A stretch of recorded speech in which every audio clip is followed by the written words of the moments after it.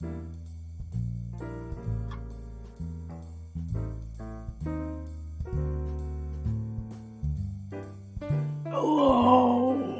Hello? How are you?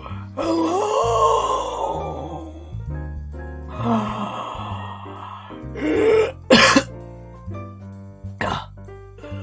Oh, it's been so long. It's been... We're still feasting.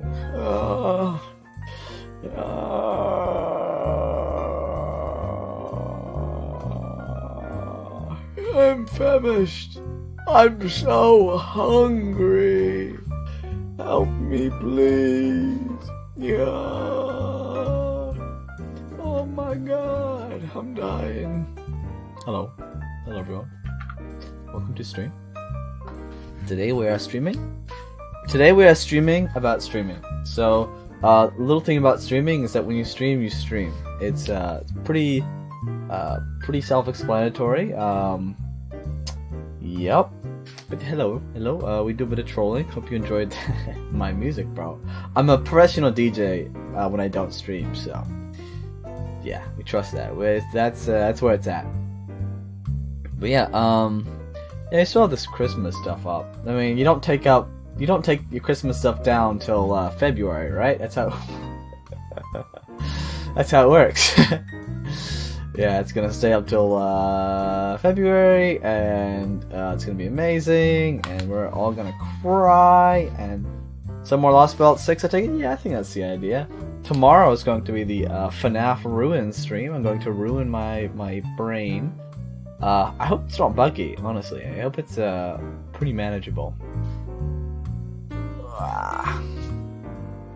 But thank you guys for the... Thank you, Shadow Martin, for the follow. And hello, everybody. Welcome to stream.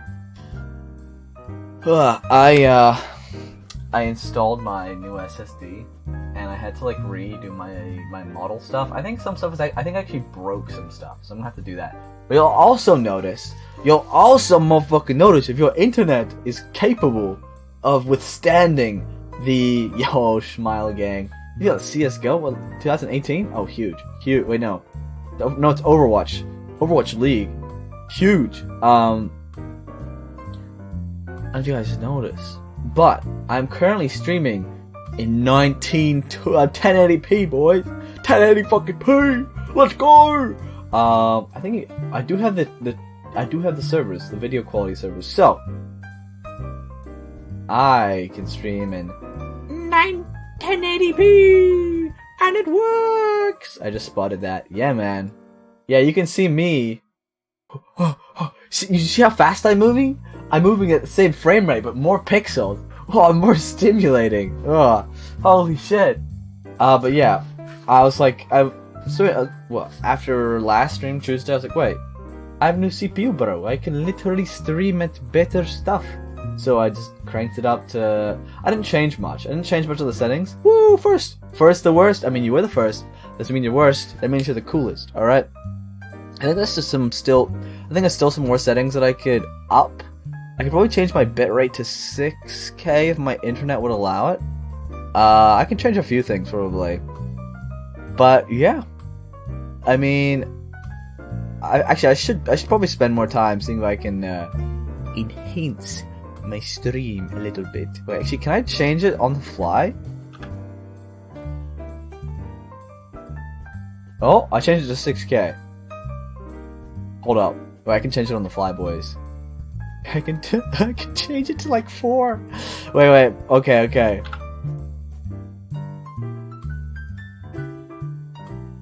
I don't know how that looks. I don't know how it sounds. Changes to 8K. Explodes and dies. Okay, I can't tell if the bitrate should be terrible right now. I have no idea. Does it look alright? Because if it looks alright, I'm going lower. I'm gonna half it. Alright, let me see. Let's go like 500. What do we got? What do we got now? How does that look? Is it beautiful? Oh, is it artifacting? We want it to artifact. I have no idea. Alright, I'm gonna put it back. I'm watching it on like my end. Can't really see it. Alright, let's put it up to 6. 60. Alright, so that's 6 kilobits. Hopefully my internet's good for that though. That'll be quite poggers. Alright everyone, let me get you out of here, okay? That probably smooth jazz ain't doing you very good. Oh, Raku! Don't worry, it hasn't changed. It's been that way for like multiple weeks at this point. But welcome on in. How we doing? Hopefully we doing good.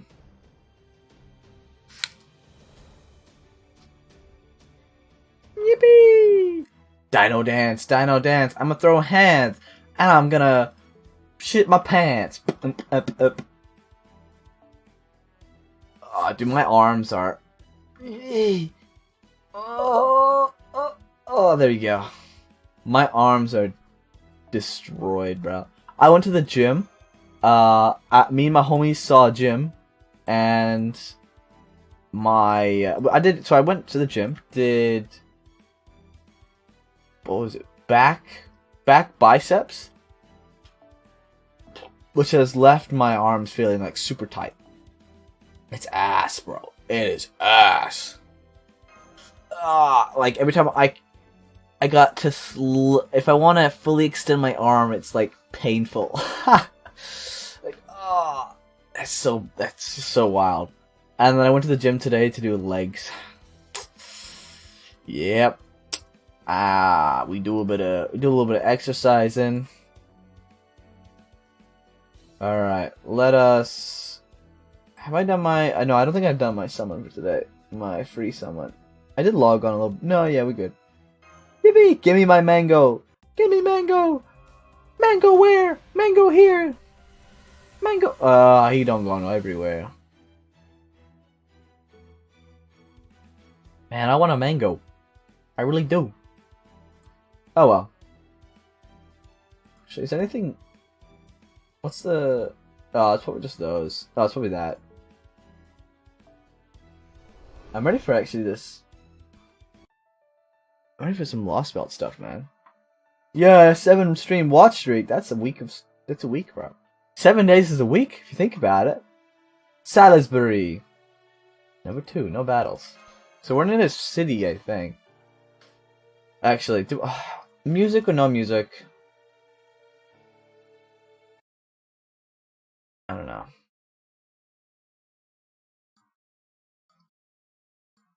Actually, you know what? I'm gonna open this up on my. Oh, I see them on my phone. No. I actually want to open up my stream and see what the quality's like. Because I have my preview on my end, but I don't see what it's like. Okay, let's change it to 1080p. You know what?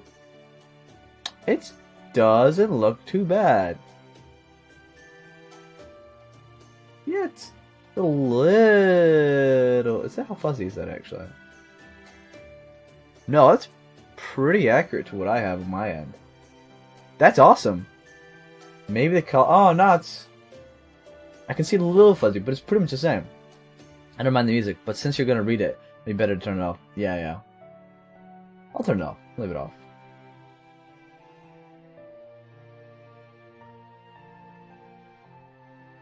Alright. And that's the gist of the world's history up until 2017. Wow, so other worlds really do exist? England, Scotland, Ireland? And you said there were other countries beyond the Isle too? Like France and Italy? I can't even imagine so many different countries and cultures and people. It sounds like you come from a really wonderful world. Britain without fairies, huh? That sounds like a nice change of pace. Well, from where Jagged Sage is sitting, I'd imagine she finds the Britain full of fairies to be quite a change of pace. I do have to correct you on one thing, though. It's not that there aren't any fairies in all of proper human history, where Jagged Sage is from. While mystics have definitely faded since the AD era began, fairies are still around. Though of course, there are far fewer of them, and they don't reveal themselves to humans much. Heck, I'm a fairy heroic spirit myself. Come to think it over, Ron, aren't you from... A Midsummer's Night Dream, right? Written by William Shakespeare, England's greatest playwright. It may be well It may well be one of the most famous stories about fairies. Basically about a love square between humans. But two of the most important characters are Oberon and the King of Fairies and his queen, Titania. So are you just gonna landslide everything? I'm gonna try to. Square between humans. In the story, Oberon wants Titania to give him one of her pages. So he hatches a plan involving a potion that will cause the drinker to fall in love with the first living thing they see upon awakening. But two humans end up taking it by mistake, causing them to forget about the person they love and mistakenly believe they're fated to be with someone else. Well, without going into too much detail, it all wraps up nicely in the end. It's a sort of comedy of errors focused on love and miscommunication you see everywhere. But unfortunately for me, it's because it's become so popular that it kept being retold for generations. Thanks to that, the word fairy is synonymous with the mischievous Puck and narrow-minded King Oberon. So, at least in one sense, I might be the most famous fairy in the world. If you've never read it before, you should give it a shot once you get back to Caldea. It doesn't paint the most flattering picture of me, unfortunately, but never mind that. Alright, well I'll put up Scotty then. Cheers, my guy! Could you put Skitty with the... Oh no, you don't have it. No, I forgot about that. And just to be clear, I swear I wasn't trying to make trouble, okay? I'm just a plot device, really. Only there to get the romantic hijinks rolling. So then does that mean you're a fictional character, Oberon? Is it even possible for someone as vaguely defined as that to become a servant? No, it isn't. Well, Shakespeare's, that summer's not dream. It's indeed how he's best known. Legends of Oberon, the fairy king, have existed in Europe since ancient times.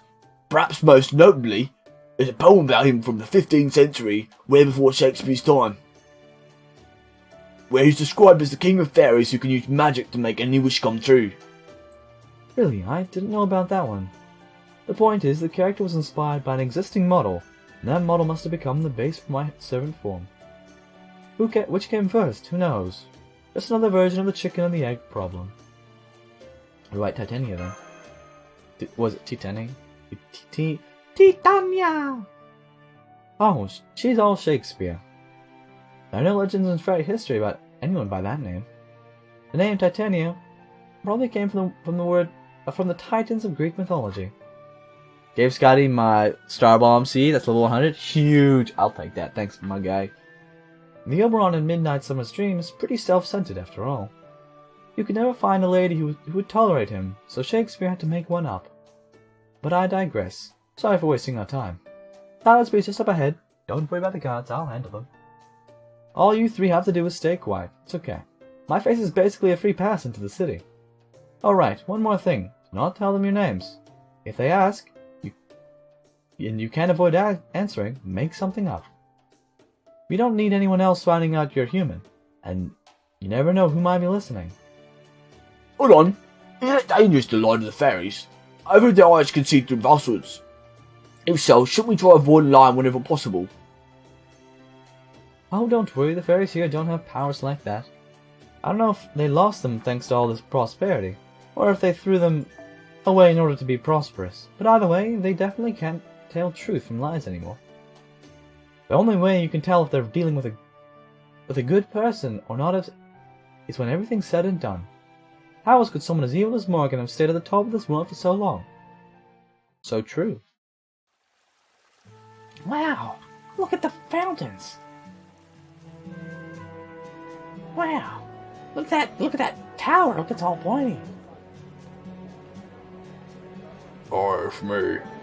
Oh shit. Big guy and elf guy. That's a dude, for sure. Wow, that really is a huge cathedral. Oh, how this gladdens me. The area is very different from Cornwall. There might be fairies everywhere we turn into, but I don't sense anything dangerous about them. They all seem happy and full of good cheer. Is there some sort of festival taking place today or something? No, it's just a life in Salisbury. It's the only free city in all of Britain. Or Britain, but... There are about 200,000 people living in Salisbury. Some are wind, earth, and fang fairies. Some are fairies who emerge spontaneously from nature. Some are even independent humans.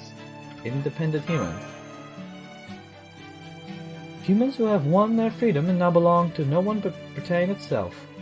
I was hoping to tell you about that aspect of life here once things have settled down, but I guess it's bound to come up sooner or later. And since the Great Cathedral is here too, this seems to be a good place as any to get into it. You Chaldeans may have thought there were no humans in this lost belt, but strictly speaking, that's not true. Humans do exist, they're just not at the top of the hierarchy. Here they're used as tools to enrich fairy society. In proper human history terms, they're essentially slaves. Didn't you think there was something strange about this city? It's wrong, twisted, unseemingly.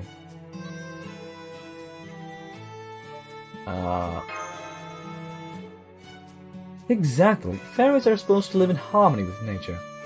Even when they form communities, it's always forest children and stone children gathering under the same great mother. They were always just the divided spirits of the planet who never possessed a culture of their own.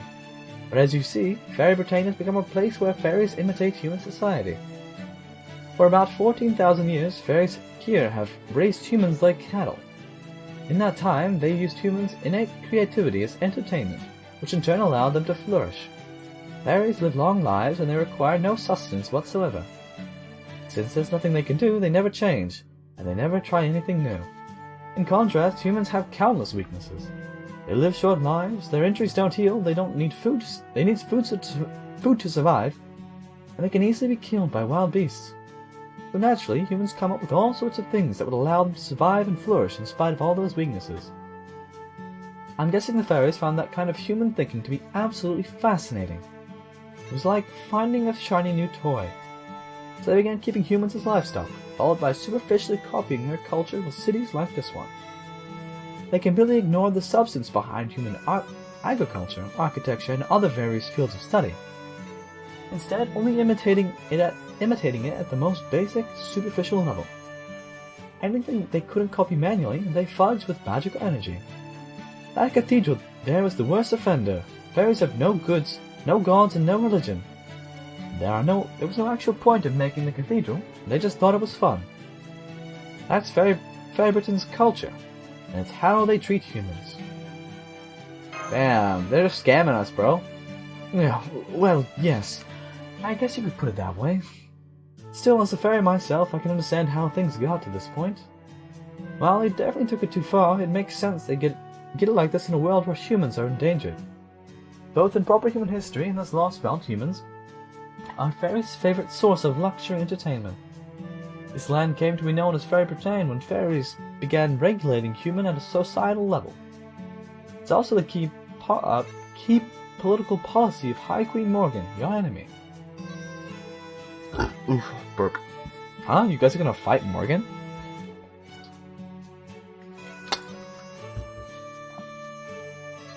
I had a burger today.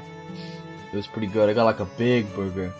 It had burger patty, it had pulled pork, I had like fried onion sticks, barbecue sauce, and I think cheese. Looking like diabetes, bro, but it was good. Yep, or at least that's the current plan. Isn't that right, Jagged Sage? I don't know about fighting yet, but we do need to meet this Lost Belt's king. But first, we need to find my other two companions. Oh right, we do, don't we? First things first and all that. Why don't we start with the pub? There's always people coming and going in pubs, and some of them may know something useful. Artoria. Jagged Sage, you've helped me out a lot, and I really do appreciate it, but what should I do? She's gonna fight High Queen Morgan. I only complicate things if I stuck around. I wanted to stay with her until she found MASH, but maybe it would be better if we go our separate ways here. So that's how it is. And, by the way, Artoria, do you know what they do to humans in this city when they catch them without their owners? They're captured as ranch escapees and sent up to New Darlington. New Darlington? As in Darlington the National Slaughterhouse Theater? What? That's horrible, but wait, isn't Salisbury supposed to be a free city? The head of the Wind Clan runs this place, right? Surely they wouldn't do anything so horrid. Not necessarily. Not even the head of the Wind Clan can defy the High Queen. So it would definitely be to our advantage to have as many trusted collaborators with us as we can. Jagged Sage still doesn't know right from left here, and on top of that, she's human. Without an owner to watch over her, it'll be the Nameless Woods all over again. I do it myself, but since I'm obviously noble, even royal, it would strain credulity if I tried to claim a human of unknown origins as one of my attendants. But you, on the other hand, you would be a perfect fit for Jagged Sage. And don't worry, I'm not asking you to stay with her forever, just while we're in Salisbury. You'd prefer that over being alone too, right, Jagged Sage? I guess you're right. Being alone in Britain these days would make you more likely to attract suspicion from the authorities. But what about Tristan? Couldn't he pretend to be Jagged Sage's owner? He probably could, but Tristan knows just as little about Fairy Britain as Jagged Sage. It would take too much questioning from one of the clan guards, or too little questioning from clan guards to expose the facade. I wouldn't go that route unless we had no other choice. But I have a human attendant. If I have a human attendant, that would mean I have to be an upper-class fairy, which would also make me Jagged Sage's owner. It would just be pretend. Or were you actually hoping to make her your pet? No, I couldn't. Pretend is fine. I'm still much too young for that. Great, then it's settled. Jagged Sage, Artoria is going to be your owner for a while. It'll be the safest way to travel here. Think you can play along? Don't worry, I actually have some acting experience. Look at that face, dude. Okay, if you're sure you want me for this, then I'll do it. Besides, we've come this far together, so I certainly don't mind traveling together a little more. In fact, looking on the bright side, this is actually making one of my childhood dreams come true. Or what dream would that be? The same dream every fairy who grows up in the country has, joining the ranks of upper-class city folk. Alright, you're right. Hey there, my good Salisburyans! How are you all this fine day? That's right, it is I, Oberon, the Fairy King of the Autumn Woods, the missionary of peace, flowers, and fairy tales, here to grace you with my boisterous presence. Yeah! Hey, Oberon! Glad to see you're doing well. Nice to have you back in Salisbury again. Just make sure you don't put anything on your tab today, yeah? Oberon, I knew coming today to day drink was a good idea. Oi! When you paying back the money I lent you? I still have to thank you. But I helped the other day, Oberon, and I actually got the trees in my backyard to settle down. I'm still waiting for you to pay me back, though. Lovely, Oberon. You have some time to spare, right? You simply must attend out to your party today. I'm still waiting for you to pay me back, though.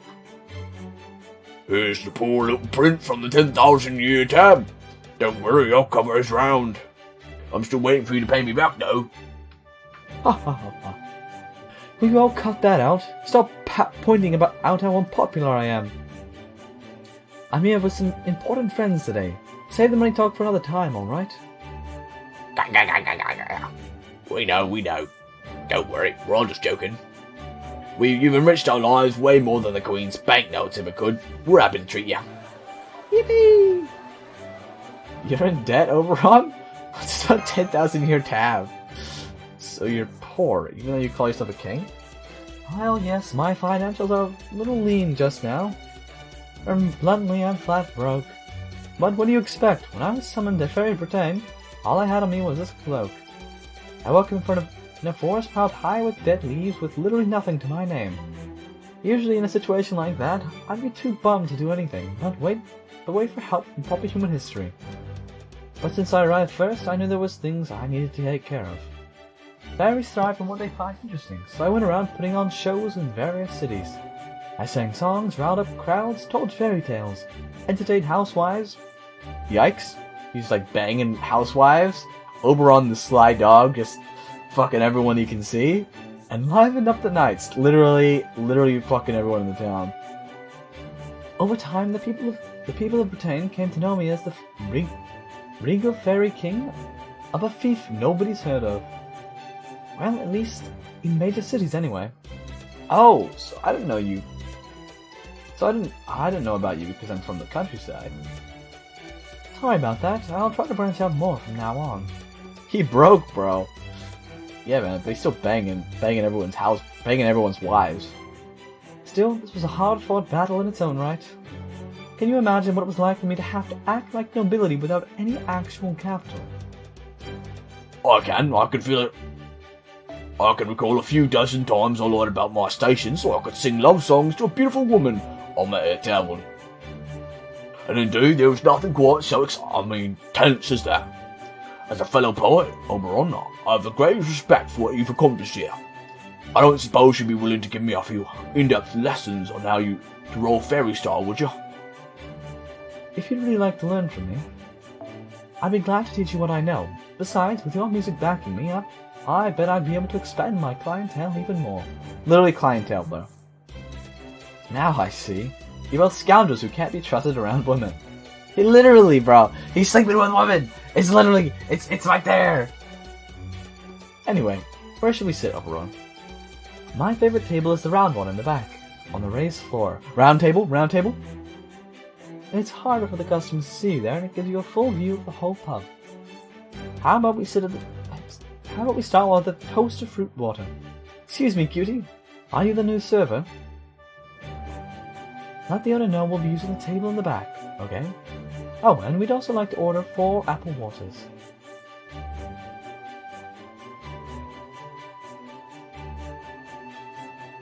That's just Da Vinci, bro. You got it. I'll have them ready in just a moment. Huh? She's on a skateboard too? Huh? Da Vinci? Whoa, no way, Jagged Sage, it's really you! Huh? Yo, Da Vinci! Da Vinci in a fucking maid outfit and with huge giga hands. That's so cool. Yippee! Yeah, baby! It's just breeding. Let's go! This story feels quite nice already. I love it. Oh man, you'll never believe what happened to me. So after we got separated in the fog, I let my instincts lead me, and that brought me right back to the beach. Luckily, that beach was far enough away from the foggy woods that I was able to follow the coastline east. Eventually, I caught sight of Salisbury here, and figured I ought to be able to learn more in a populated city. Then, when I got here... An angel far too good for this world. She appeared on my pub's doorstep. She was very unsteady on her feet, but I could still see the fire deep in her blue eyes when she said, what a lovely place. Would you let me work here for the rest of my life? I never said that. What I said was, I'm looking for my companions, but first, could I have a glass of water, remember?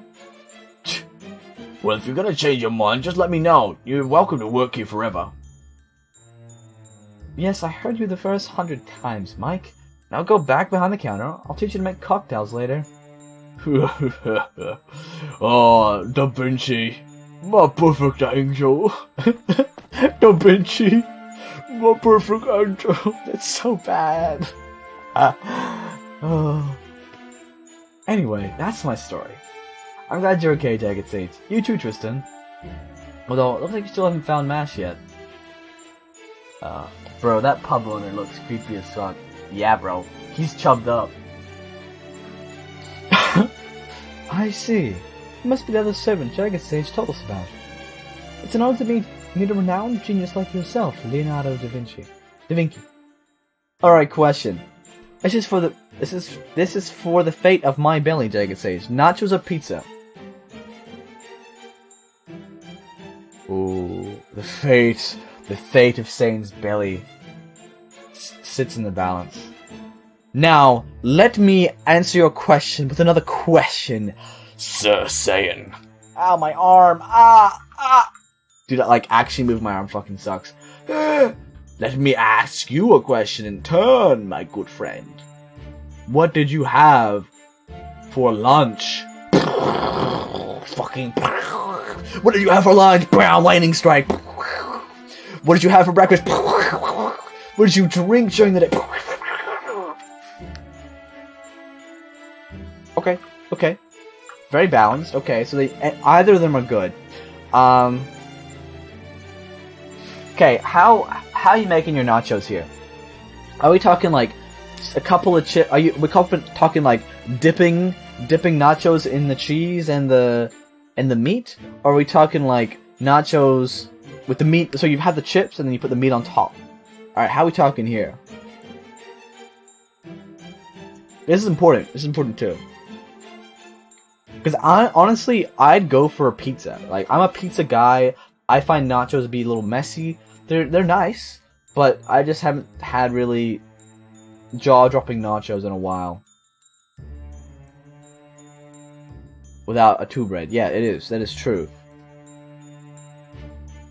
I cover the nachos on a tray, and then I grate cheese all over them, and I air fry the cheese to melt. Okay, do you put meat on there? Question mark? Okay, okay. Okay, I've done it that way too, actually, but with meat. Cheese, okay, if you're doing that. Sour cream. You can't just have, like, chips and cheese, though. You gotta have, like, they gotta have a bit of meat, a bit of sauce, a bit of sour cream, crunchy chip. Oh, this is a hard one, man. I'm not eating it, but this is a hard one. Because if we're talking like a ball of nacho meat, and then chips and cheese all together, oh, that's insane. I don't know, man.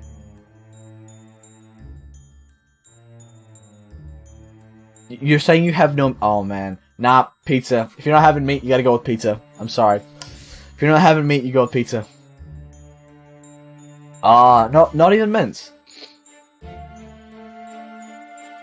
Oh, you always gotta have like a packet of mints, bro. I'm sorry saying no flame, but like, it's not worth having nachos if you don't have like the nacho meat. Like you do your meat in a pan, you get some seasoning, you get some like onion, you get some capsicum, like or red peppers, not mushroom. Maybe some corn in there. Yeah, a bit of corn, not too much. Some seasoning.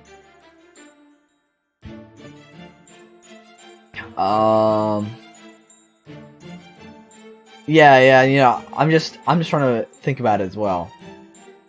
I mean, maybe not everyone knows how to make nachos, okay? I'm just saying. I actually haven't made nachos myself.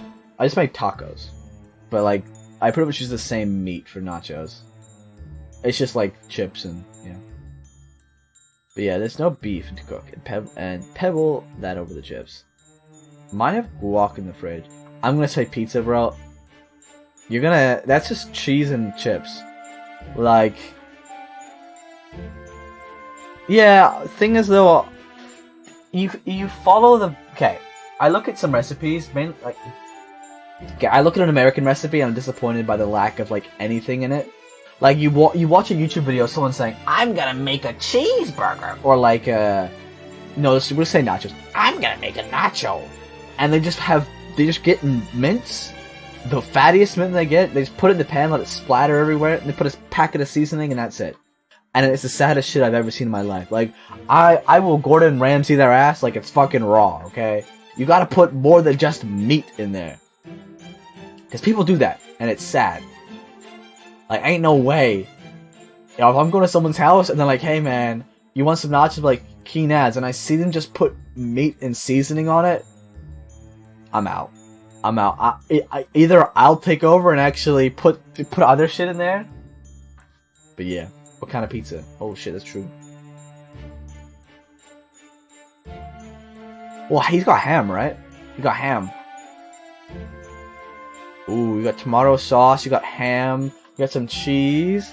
What else could you put on there? You could even sprinkle, like, some chips on there. You could, like, crush them up. Have, like, a kind of a crusty thing under the cheese. That could be cool.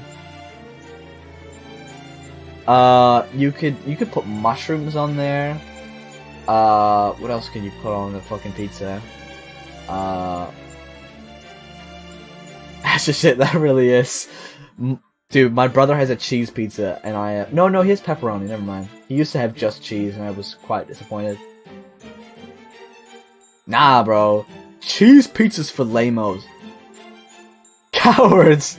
Hey, same team. We're on the same team here, alright? I respect it. You know, you can't... Honestly, if you're paying for a pizza... Okay, if it's $5 for a cheese pizza and $5 for a ham and cheese pizza, why the fuck are you getting a cheese pizza? Because you're getting... The meat is technically free, okay? I'm just saying. What about cheese? Okay, cheese and garlic, respectable. If that's more than just cheese. Like, what's the point? Yeah. You know, my family might order, like... Okay, I'm a cheese and ham kind of guy. That's all I have. But it's my money and my taste stage. It is. It totally is.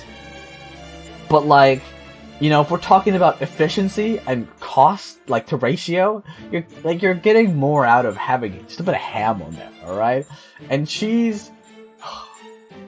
I just hate overloading in cheese, honestly. You know what's going on, Sage? Wait. What's the point of missing out on free meat? You know what's going on, Sage? I do. It's a cheese and ham pizza. By the way, I got pizza seasonings to add to... Ooh, huge! Yeah. Like, there's no point in missing out on some of the food, you know? We're talking about, like, you want to feel good, you gotta get some calories in there, man. You gotta stack it up. But yeah, I think garlic pizza is actually, like, that's better than a cheese pizza. Because there's something more added to it.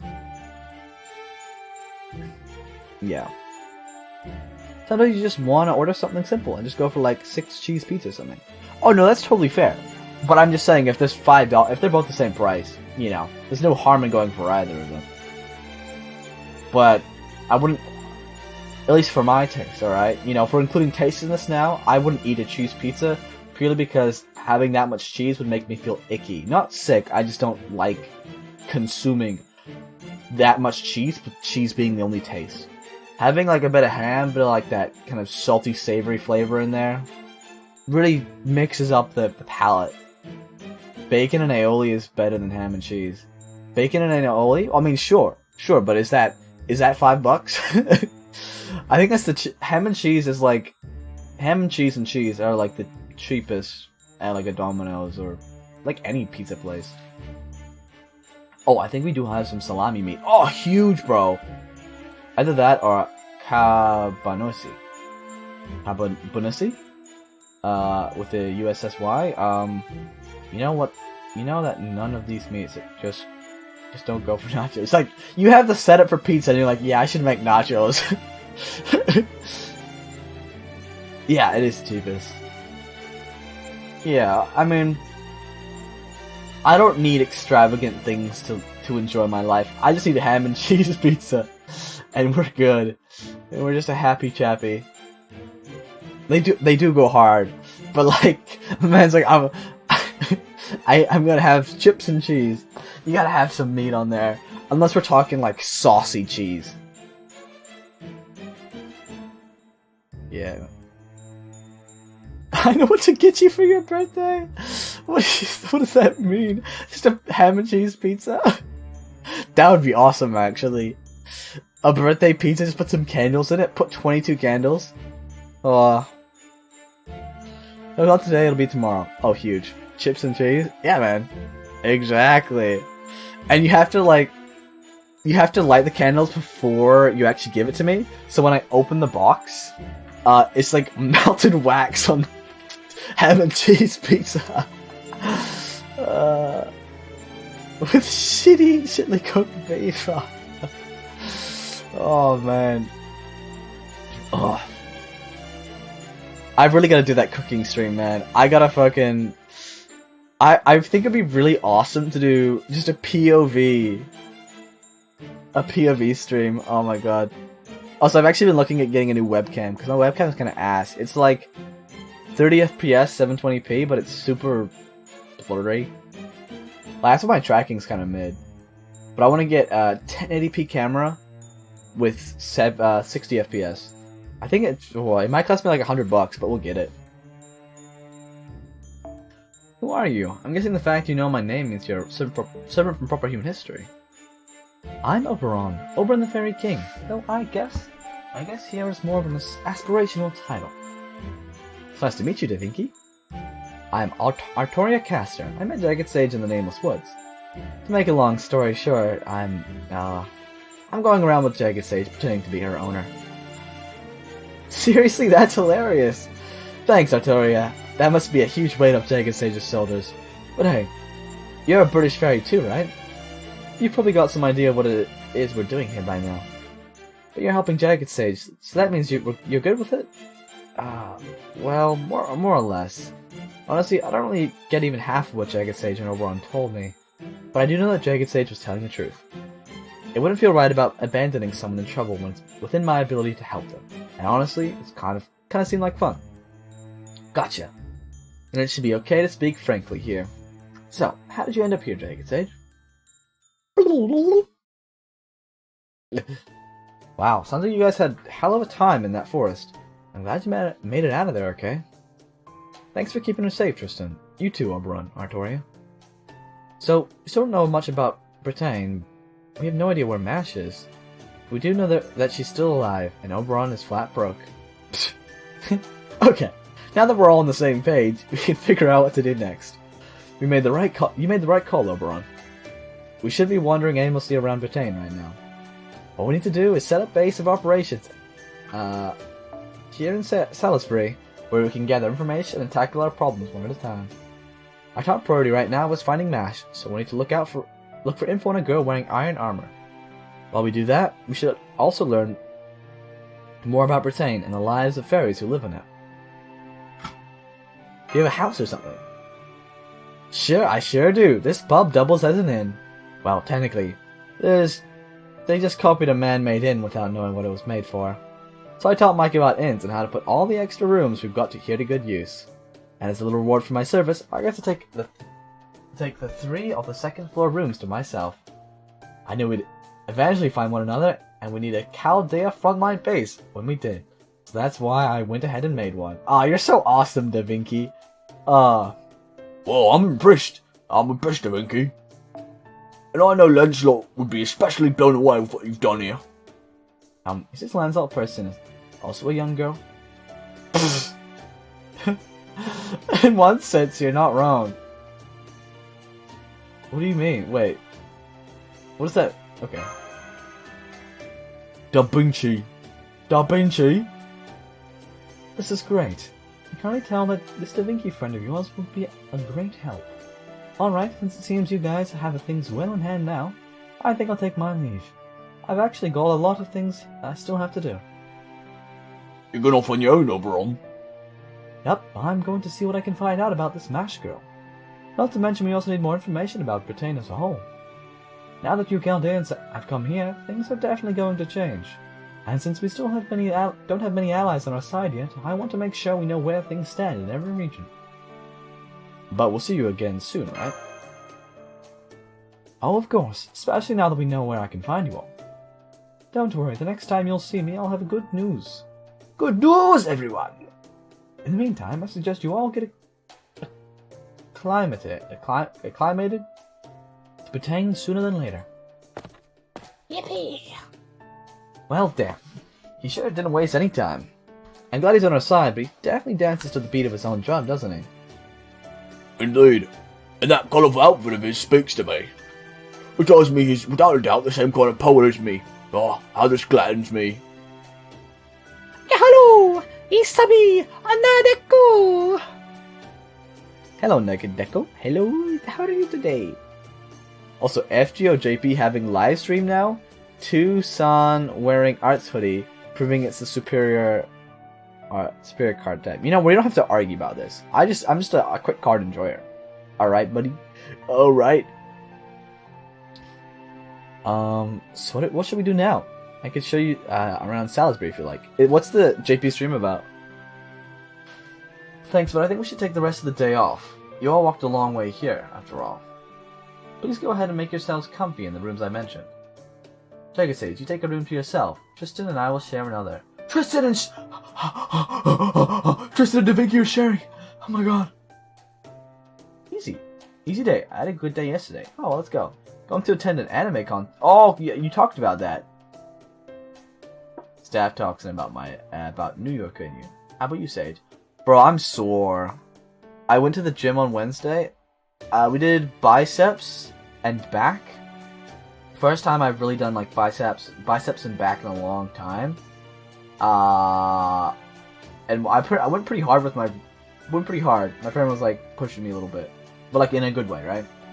I woke up and I was just in pain, bro. So much pain because I'm sleeping on my back, and I was like, fuck my shoulders. I had to roll and just lie on my face for like 3 hours till I was comfortable getting out of bed. But my shoulders are just so like they are still unbelievably sore. Like, oh my god. My biceps, I can't fully extend my arm now without it fucking hurting, because it's just like so tight, bro. And I went to the gym today and did legs, so they're a bit wobbly. Hopefully they don't hurt tomorrow. I swear, dude. I don't need sore biceps, back, and legs. Ugh. Yeah. Other than that, I've been doing a few things. I've just been like doing my daily lists. I'm feeling like I'm getting shit done. I've been wanting. I did some like I played like a escape room game today with my friend. We speedran it. It was pretty good. I've been doing a little bit of D&D stuff too. Doing a little bit of writing. I'm trying to make a dungeon. Well, it's not a dungeon. It's we'll call it a downward spire. So it's like you have to climb. You have to go down it, and it's just a bunch of dice rolls. It's supposed to be incredibly hard, but fairly rewarding as you like level up and get stronger. Oh, I'm burping. Oh. But yeah, it's like this tree of knowledge that you have to go down, and you can quite literally die. I think okay. I think I currently have the idea of like if you could die in this place, but I'm not too sure if that's too. I don't want to be too mean, really. I used to work out, but never continued. I lost motivation. I mean, I go with people, so it's more motivating to do exercise with people. Yeah, do you actually want to hear about this tree? All right, I'm quite happy with it actually. I've been writing a little bit of lore. Yeah, I just kind of wanted something that the players don't have to succeed immediately. They can come back to it like anytime. Well, yeah, it'll be more or less like that. And then I've also been working on trying to create a god, or lore for a god. I'm trying to create a god for a secret society that worship them, but they're like super chill. It's kind of a piss take. It's like a running gag, and I'm going to continue on that. My friends have been, I don't know. It's been enjoyable so far. Trying to create a god, yeah. I'm trying to. It's supposed to be a boar god. I'm trying to create that. I haven't created a pantheon before. Like I haven't, because usually when you're making a D&D world, you create a pantheon of gods that people can follow. I didn't bother with that because I was like, oh, I'm just not gonna have any gods. But now that I'm in, I'm like, okay, well there is people that worship gods, so I should have an understanding of maybe gods that I want to add in. Boar god, Boar, like Tusk, like squealy guy. Like yeah, that's what a boar sounds like. Or what sounds like when you're being bored. So yeah, but this specific place, it's called the Archive. It's the Archive, the growing library, growing with knowledge of the world. And I have an about section. So I like got about facts, mechanics. It's like a boar being killed. Yeah, it really is. I just kill a boar. They do eat boars though, so I have to decide what the god's for, like why do they worship it. But this is what the tree is about. The Archive is one of the few growing libraries left in the world of Sundaran. They are living structures mainly maintained by elven folk and the magic of the land. The size and health of these libraries is dictated by the amount of knowledge stored within and the density of magic surrounding them. The higher the density of magic, the more it is able to grow. Although these libraries have been around for quite some time, the true extent of them is still unknown. It is believed these trees were planted by the gods as gifts to allow their followers to attain higher knowledge. Plenty of the knowledge stored along its bookcases have been added with time, but rarely new books can be found. It is as if books and tomes never seen grow to fill empty shelves. Many who frequent these libraries rarely delve to the very bottom floor, as most who do never come back. So this is like a library, but it's really fucking deep. The further you go down, the more dangerous it becomes. And it's not a dungeon. It's the further you go down, you're literally getting consumed by the tree. Like magically, you are just being used as nutrients. So you have to resist that on your way down. Kind of like an abyss. You just keep going down. And so the facts is, the tree acts as a connection to the knowledge of the world. Untold secrets, unknown fables, and forbidden magic can be unearthed if one wishes to brave the depth. Although new knowledge can be unearthed from the roots of these trees, one might go a lifetime without ever finding or even understanding what they found. Most large cities have a growing library at many interesting points, and is a hangout point for magic users. Some places don't have them because the land can't sustain them. Not much is needed for upkeep, so they only have a few staff that manage the.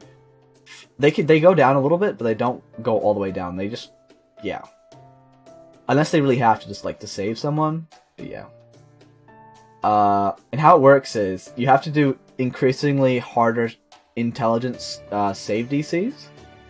So if you roll a 20 and you get a.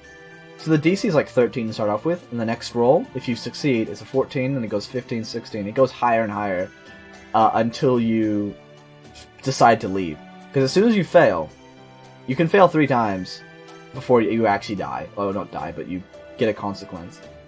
It's kind of like gambling. So if I rolled 4 20s in a row, I would have 100 points, technically. I would roll 100 in total. And that would land you on the common drop table. So if you decide to stop there, you'll roll the d6, and you get one of the 6 things that are on here, on the list. So you might get a spell scroll, or just a little bit of money or something. But the further you go down, the more intense these drops get. And you have to get to 300 plus to get to the very bottom. And that's where you reach this artifact level item. That is connected to this tree, which I'm meant to decide, but I think it's going to be a seed that will have upsides and downsides. So it's never a straight positive. I think the idea of if you eat it, it'll give you a permanent +5 to intelligence. It's huge, but every day you have to roll a con save to make sure to because it's a fucking growing tree. It's a seed. You have to stop the seed from you have to resist its fucking power over you to stop it from growing. If it won't actually kill you, but if you succeed the con save, you can get a +5 for that day. But if you fail, you don't. Or it could give you a wish of knowledge instead of actually wishing for something in the world. You could be I want to know this specific thing. And the tree can't see in the future. It only knows what's happening at the moment, and it'll say them. So I want it to be a really cool thing, really rewarding when you get to the bottom. But yeah. Anyways, that's me talking about a fucking tree, and then I'm gonna be writing up a Vor society. So it's pretty awesome. Vor. How about a philosopher's stone? So it's consistent. What's a philosopher's stone do? I know, because that's, honestly, any idea is huge, because it gives me something to work off of. It just gets the gears turning. What it do? Philosopher's Stone, it's an artifact that can turn inexpensive metals into gold. Okay, or create an elixir that would make humans younger, thus delaying death. A tank. 2 tanks. There's an alchemy thing. Well, it's a good mythical tank. It's like a treads. It's got tank treads and everything. No, it's flying. It's mythical. Honestly, I'll take that as a note. Because maybe it's not a seed. It could be like a stone of swords, or maybe on the same level of a philosopher's stone, and I could just go with that. But it will also have to be in every single tree. So there's only a few trees left in the world. So technically you could hunt them down and try to get to the bottom. But if you do fail, by the way, there is some severe consequences. Like like losing permanence in your stats, like they're just going down. I think if you go to level 100, if you pass level 300 and you fail, because you didn't know you were on 300, you're probably going to have your intelligence drop down to 3. Just enough that you can live. And that's brutal for you if you're playing a spellcaster, because spellcasters really rely on int and wisdom. Well, wizards and sorcerers. No, sorcerers is different. Wizards. I think it's something that gives you something or maybe anything without anything in exchange. I was thinking that you had to trade something. I wanted that to be a mechanic, like you had to sacrifice something to gain knowledge, because nothing's like ever free, that idea. And Artoria. Use that room I set aside for MASH. Yeah.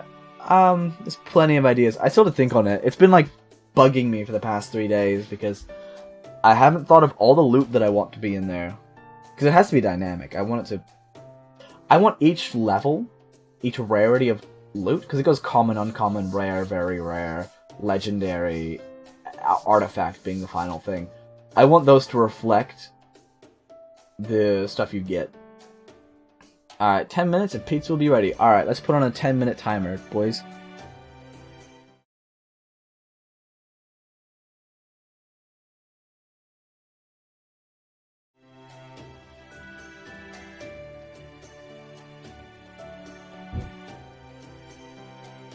Is it not going to count down? Oh, this is bullshit. Why is it not counting down?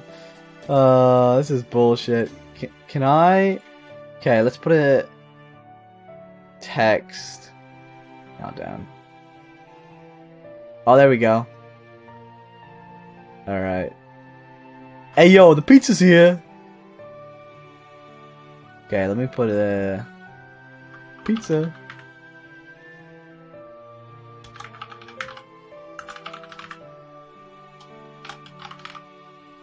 Okay. We're gonna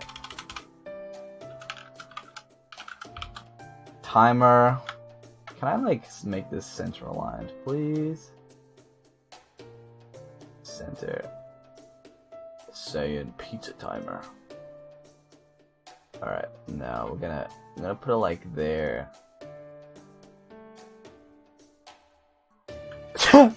I'm good, bro. Don't worry. There's a noise, but nah. Now we know when your pizza's ready. Bro's a bro for setting up a timer. We now know when your pizza's ready, so we can steal it. I knew I was right not settling for just 2 rooms. Oh, I also put some magical berries in the rooms, so we won't have to worry about being overheard. I recognize that, Da Vinci wink. Really? I can have a whole room all to myself for free? Hooray! I've always wanted my own room. I can't wait to get all comfy. Thank you, Da Vinci. Gosh, you proper human history. Fairies are all just so generous. This is great. Hello, Jagad. Hello, everyone. Hello, everyone. That's so good. This bitch has been homeless all this time and she has no money. Did you get your account back, Le? You're still missing your account ID. How do I... Can I find your account ID? I meant a way to get it back. Okay. But did you use it last time? Did you have your ID last time? Because... unless they've changed how it worked. Like 9,000 different codes. Oh my god, no. No! And now she's gone too. I know I didn't touch on this before, but she's pretty different from the Artoria we know, isn't she? Yeah, hello! That might be a little bit too much, honestly. I didn't use it last time. Yeah, so can you just like talk to support? Yes, she is. From what I've seen so far, we could consider an entirely separate person from King Arthur, Arturia Pendragon. They're not of Britain in proper human history. Yep, which is one more thing I'd like to discuss up in our room. If you don't mind taking this there. It's better if we discuss proper human history stuff just among ourselves. You really can't be too careful here. My new phone auto-downloaded my account. Oh. And my password. Before I got it back, I lost my phone. How many phones have you lost, Le? How many phones? They don't have time to save the password. Okay. Like the backup code. Yeah. I'm sure if you get a ticket, I'm sure you could just explain it. They're pretty alright. One. Oh, okay. Because I know you've at least had different... Oh, I had to get your account a few times. Alright, let's begin by sharing what we've learned, starting with this version of Britain. You probably got a sense of this yourselves on your way to Salisbury. But this lost belt is very different from all the others we've seen so far. He doesn't look like doesn't look at all like an alternate path human history could have taken, especially since humans aren't the dominant species here.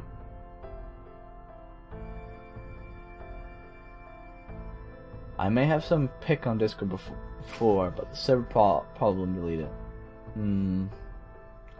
I also lost my phone too one time.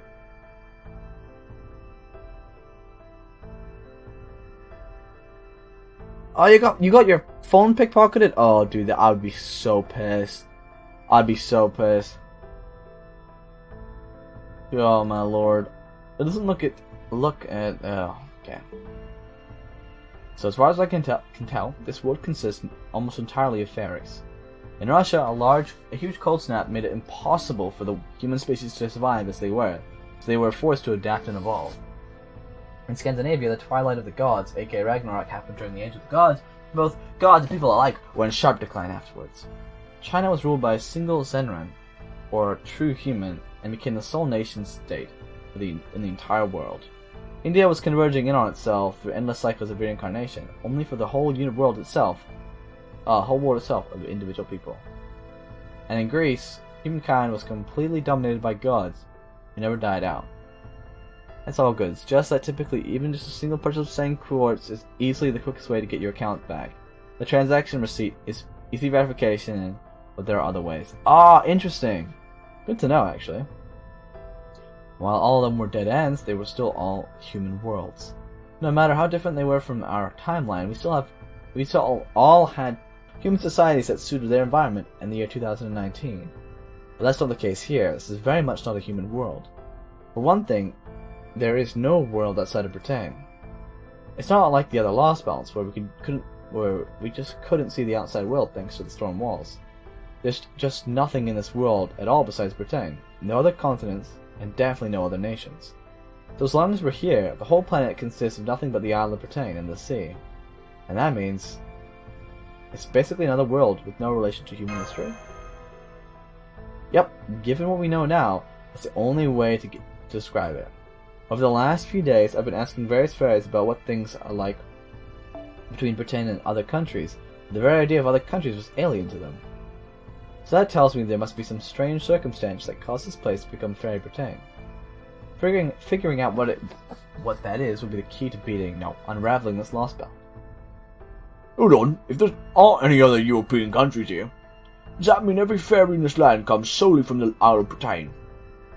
It's a great question, Tristan. If there are no other lands in this world, it follows that no fairy legends from the places would be imported here. But luckily, there's still a little thing called human history convergence. What this means is, as long as a fairy once existed on Earth, their existence will remain, even if their form and history are different. So, even in this Fairy Britain, we have fairies from various European legends showing up in different forms. Basically, the ecosystems are similar, even if the environments aren't. Since it's still the same planet Earth, there are inevitably going to be similar life forms, civilizations, and large-scale events. Similar life forms, huh? Yep, Fairy Britain may be nothing like the Britain we know, but despite that, the two Britains have a surprising number of things in common. Things like city names, fairy names, even the name of this world's queen. Remember that huge castle to the north you saw on the way here? It belongs to High Queen Morgan, ruler of Fairy Britain. And it probably won't surprise you to learn that its name is Camelot. That's right. Here, the same castle that symbolized British peace and proper human history. That was home to King Arthur, and to the King of the Round Table belongs to Morgan. Strongest, most despised witch in Britain history, and the one indirectly responsible for King Arthur's death and Britain's downfall. Interesting. Morgan the Witch, huh? Yup, as far as I've been able to find out, Morgan's ruled over Fairy Britain for almost 2,000 years. There are 6 different fairy castles here: Wind, Earth, Fang, Mirror, Wing, and other. They waged war with each other constantly for thousands of years, till Morgan used evil magecraft to defeat them, subjugated half of the clans to force, and united all of Britain. Afterwards, she gave the humans of this world a limited degree of freedom, and made them build a foundation for civilization, and develop this imitation society over the course of the last 2,000 years. Morgan mentioned time to rage.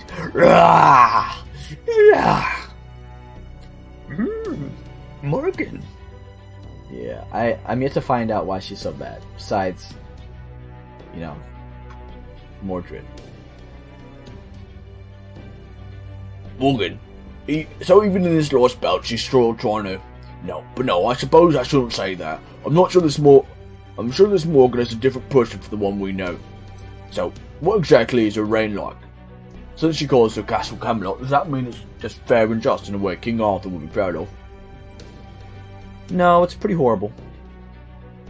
She has strict limits on the number of humans that can be born each year, and she rules the fairies with an iron fist. Every fairy that lives in an urban area is inscribed with Morgan's curse, command spells, as part of their civic duty. Fucking love the voice she put on for Tristram. Hey man. I imagine he's like, oh, I am Tristan of the land. I'm kind of like British. I'm Tristan. I feel like his voice is a lot softer. Or it's like, I am Tristan. Oh, I'm so sleepy. I am Sleepy Joe. Hey, the pizza here. Timer's up, boys. Timer's up. Get it out of here. Pizza's here. Yippee! So I imagine that's what Tristan's voice is. It's just very smooth and slow talking and very sleepy. Tristram, I love it. It's so close. It's so close to his name, though. But I just think giving him the complete like, alright, my name's Tristan. Hello, how are you, mate? Hello, yeah, bro. But then you've got, it just contrasts what you think he would sound like. It's like, ooh, hi, oh, what kind of pizza? Bro, he making the pizza. Hey yo, the pizza's here. Some of their vitality magical. Every year, fairies inscribed with these command spells are forced to donate some of their vitality magical energy, essentially. They call it the existence tax. And any fairies who can't pay it, essentially, can't provide enough magical energy to satisfy Morgan, are killed right then and there. Apparently, when she first took the throne, Morgan told the fairies, I offer neither absolution nor salvation. I demand only that you obey without question or hesitation. Show me your fealty in word and action, and I shall keep Britain safe. Any fairies who can't handle this state of affairs and become unable to work are either taken into Camelot and dealt with there, or they escape the cities and run away to lands that no one else knows about. Yeah. Our British people have existence tax RL. Yeah, man.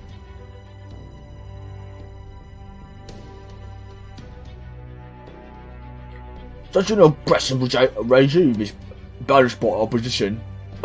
But even so, Morgan has maintained her iron grip on Britain for 2,000 years.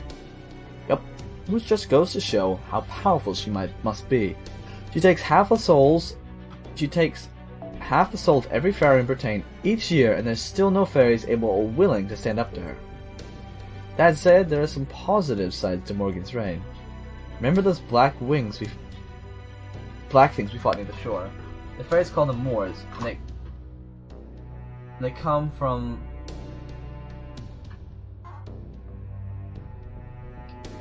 calamities.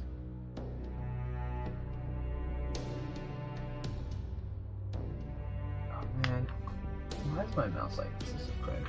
Calamities have been plaguing Fairy Britain since its inception.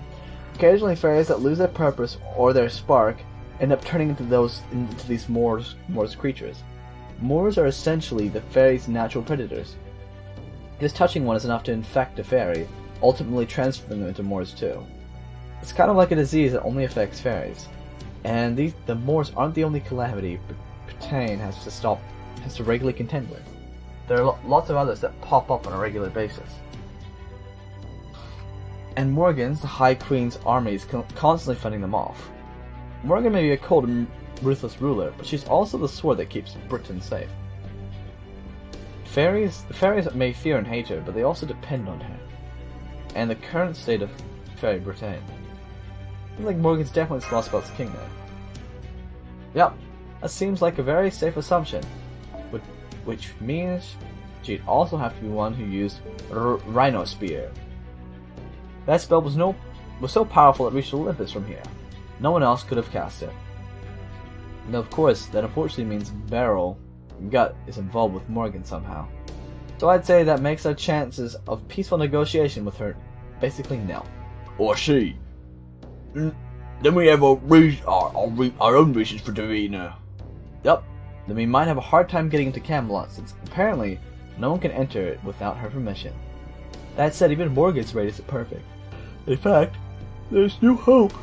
There's new hope going around Britain right now. As luck would have it, we showed up here at the exact right time, just as things are about to change. What's this new hope? A lot of ham and cheese with pizza seasoning. Huge. The child of prophecy. Specifically, a child whose existence was prophesied by the head of the now extinct Mirror Clan, right before they disappeared. From what I heard, it went something like this. 16 years from now, a savior shall appear. Guided by the staff of selection, the true king will take the throne. When the 6 bells ring out, the false queen will fall. Alongside Fae and humans, the savior will bring an end to this false history. So what do you think? Sounds vaguely familiar, right? It's got credibility with out the wazoo too, since the Mirror Clan's prophecies have never once been wrong. The High Queen's been trying to prevent the inevitable by rounding up every fairy who turns 16 this year. But the fact that this prophecy hunt is still going on proves that she still hasn't caught them. Suffice to say, between the Moors and the Child of Prophecy alone, cracks are showing in the High Queen's reign. So if we play our cards right, we might just be able to negotiate with Morgan after all. That said, finding Mash definitely comes first. For the time being, you should rest up and recover your strength. Then tomorrow we can start gathering information, quietly and casually of course, so as to not arouse suspicion. Oh yeah. Who am I sleeping with? Myself? Oh man, feels like forever since I laid down on a soft bed.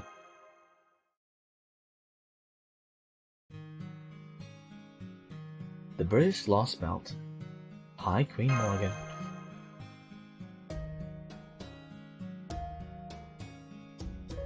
Artoria Oberon. Mash! Mash, wherever you are, please be safe.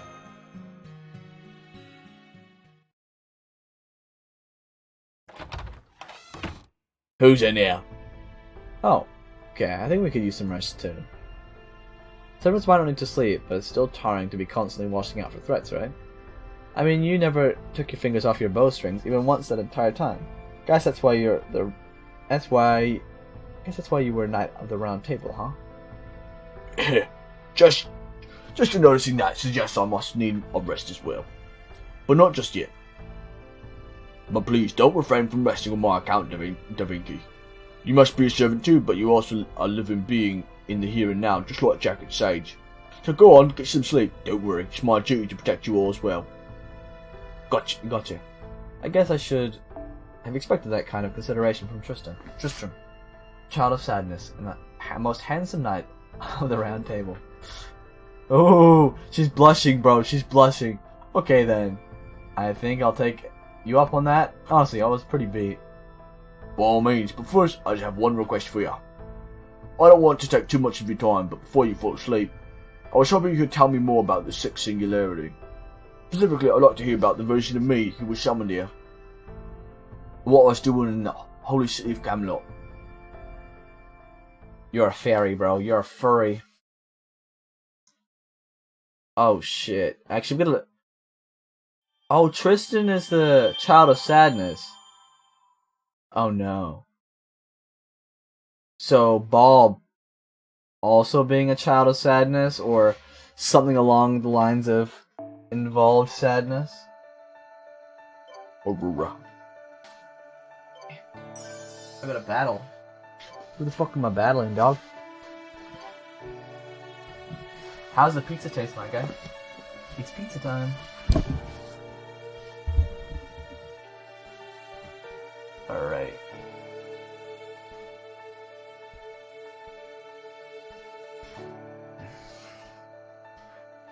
In this quest, you will form your party immediately before the battle begins. Would you like to start the quest? Yes, please.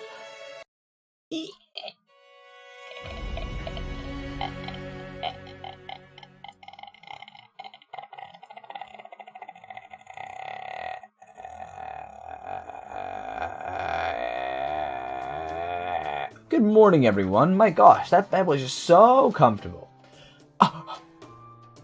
Glad to hear it. That makes all the trouble I went through. To get the mattresses just right, worth it. Fairy beds are just imitation of real beds, so the mattress might as well be have been boulders before I adjusted them. I'm here as well. If you like, I'd be happy to play a song to help you all wake up. Well, what are we waiting for? Let's get going. Whoa there, I'm glad you're all fired up. Let's just take it easy, okay?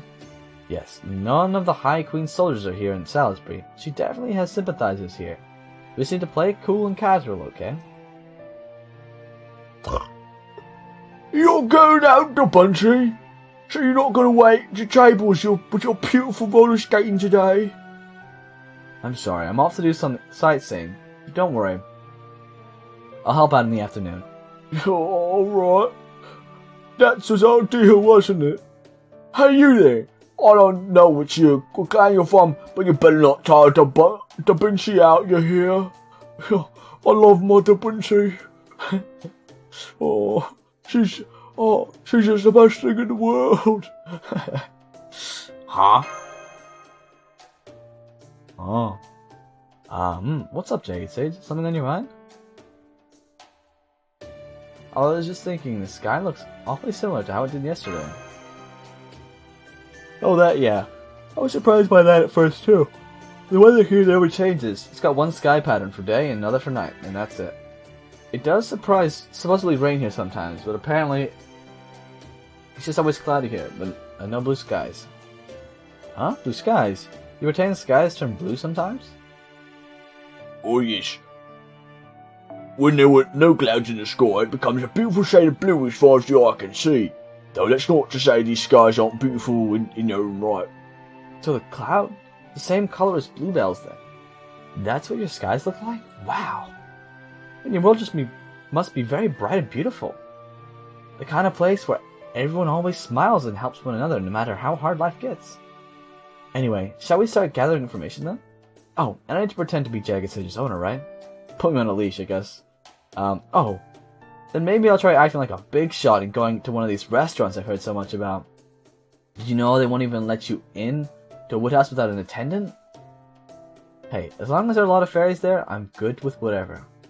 Okay, so let's scope the place out while we pretend to be taking a walk.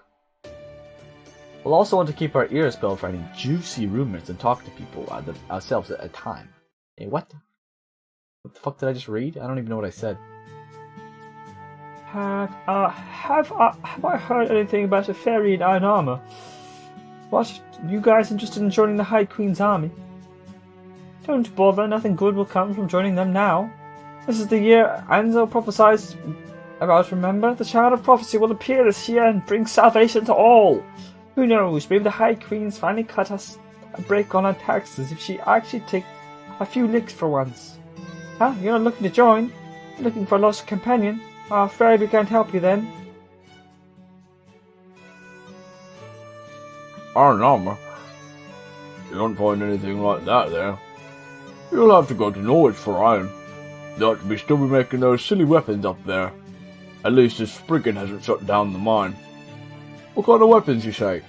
Well, swords, spears, bows, axes. You know, the usual. I swear I never thought I'd see the day fairies would use iron weapons of all things. What could the High Queen be thinking? Still, at least the Child of Prophecy should do something about all that. We're just going to be patient a little longer. Hey, have you guys heard the latest about the calamity pool in Norwich? They say Norwich sky is pitch black now, even during daytime. There's no way they're going to last much longer there, not with such calamity present. I mean, between all the iron, soot, noise, and humans there, they have no one to blame but themselves. But even so, I can't help but worry. I mean, what are we going to do if Norwich refugees decide to come here to Salisbury? We have so much history here, and we have got too many Earth Clan fairies as it is. But Lady Aurora's so kind, I can't imagine her turning them away. Okay, what are we gonna do for this one? Oh, it's a bird. You're looking for something? Are you searching just in Salisbury or in all Britain? Ha ha ha! If it's all Britain, these fairies here aren't going to be much help. It's just so nice here in Salisbury that nobody ever wants to leave. If you want to know what's going on in other cities, you'll just have to visit them yourself. Oh, but you don't have wings, do you? Well, that rules that out then. If the boys get you, it's all over. Anyway, I wonder what tonight's festival's going to be about. I was going to play about the Child of Prophecy and the Evil Witch. I love the part where the High Queen and her dog knight finally get what's coming to them. Dog night. That's a thing. Worn out. Fed up. Dejected. Okay, so not much luck today, huh? I mean, I wasn't really expecting to find a solid lead in just one day. But all anyone wanted to talk about was the Child of Prophecy. They barely even listened to what we had to say. Indeed. That last fairy even tried to get us to buy some questionable Child of Prophecy merchandise. I haven't seen a whole city so feverishly excited about something rather other than Christmas. Child of Prophecy craze, Sounds like there's a lot of money to be made there. I wonder who this Child of Prophecy could be anyway. Yeah, the only other thing these fairies wanted to talk about besides Child of Prophecy were the rumors going around about Norwich, the eastern port town. I gotta say, it's made me really curious about this Child of Prophecy too. I wonder what kind of fairy they are. If they are really planning to fight Morgan like the prophecy says, maybe we could even convince them to help us. What do you think? Should we try looking for this Child of Prophecy as well, Mash? As well as Mash? Any fairy who can get the other fairies so excited must be incredibly strong and brave. Good day, everyone! I'm back once again. Oh, wait, no. Oh, not as many customers today, I see. Over here, Oberon. Hey there. Having a little lunch after your morning walk around the city, huh? Anyway, it looks like you're all having fun. Hope you don't mind if I join you. I'm a passable fighter at best, but I'm a master of killing with compliments. Much more peaceful that way. Here, I'll show you. Before long, I'll be heaping so much praise on Artoria, she'll be begging me for mercy.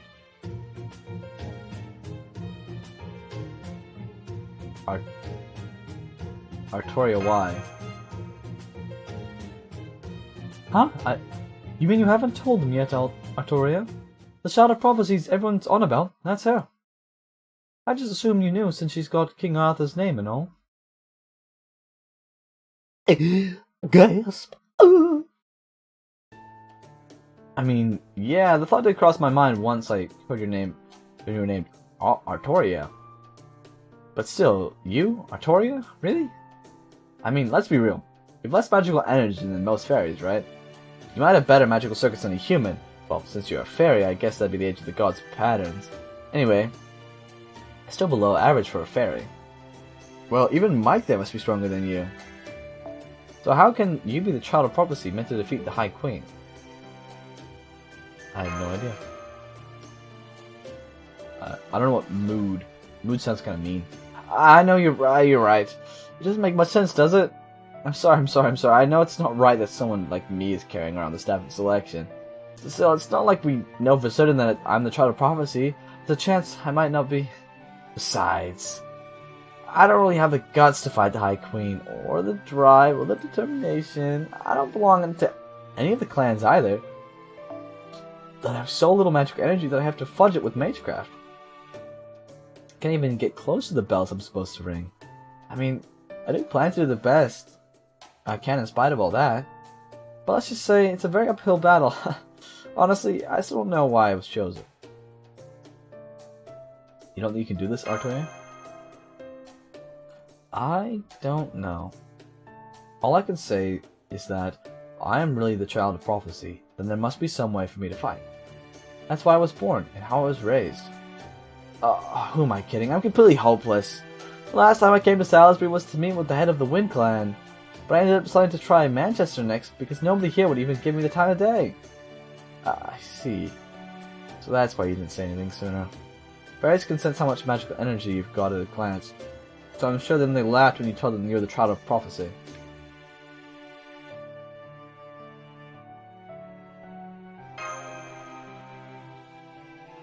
They did, so I thought I'd start by convincing the head of the clan who I was. They just turned me away at the gate. The head of the Wind Clan, That'd be Aurora. Personally, I think you're pretty great as you are now, but I can see why you'd feel a need to boost your prestige. Well, if that's the only problem, I can take care of that right now. What do you mean by that, Oberon? I mean, I can get you a meeting with Aurora if you want. Whoa. Oh, huge. Straight to it, I think. Huge! That, like, they skipped all the fucking middle stuff. Yeah. See how easily we got in? Take a look. This is the heart of Salisbury, the home of its great bell. Ask Cathedral, the oldest and largest building in all of Fey Britain. Now then, Aurora's room is on the top floor, so why... So what say we start heading up? I've already said word of our arrival, so we shouldn't have any trouble with this... hang on. Good day. Good day. King of the Autumn Woods, your visit is sudden and unexpected, but we welcome you all here the same. However, it seems I must remind you that this cathedral is the holy ground where kings and queens are made. The esteemed state of High Queen Morgan's coronation 2,000 years ago. As such, regardless of how much affection Lady Aurora may have for you, I cannot allow such lowly creatures as humans to enter the attendance or not. Gods to me, cops to these unidentified fairies and that disgusting human. If the human submits, very well. However, should she attempt to resist or flee, dispose of her. Oh no, it's the knights. That goes for Oberon too, of course. You shouldn't show him any leniency. You'll receive complaints about him from pubs across the city demanding that he pay his tabs. My. This isn't how I expected things to go. Maybe he's not actually as popular as he claims. If those your orders, Lady Coral, then we'll gladly comply. But are you serious about this? Lady Aurora told us to let him through right away. She seemed thrilled about his visit. Don't you talk back to me. You may have been chosen to be guards, but you're still mere humans. You know your place. Unless, of course, you'd rather turn into rabbits, so you don't have to be human anymore. No, my lady, I'm very sorry about this, Lord Oberon. It's really nothing personal, we're just doing our jobs. Now that's some filling pizza, huge. Pizza was the strat. It seems we have no choice but to do battle. even though their hearts clearly aren't in it. Come on, Jacket Sage, let's show them how strong we truly are. Guys, combat. First combat of the stream. First combat of the stream, and it's all about 2 hours.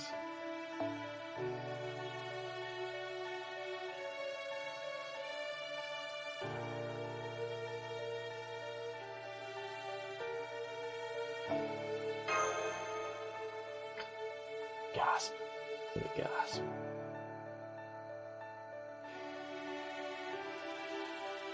Yeah, I looked. I looked.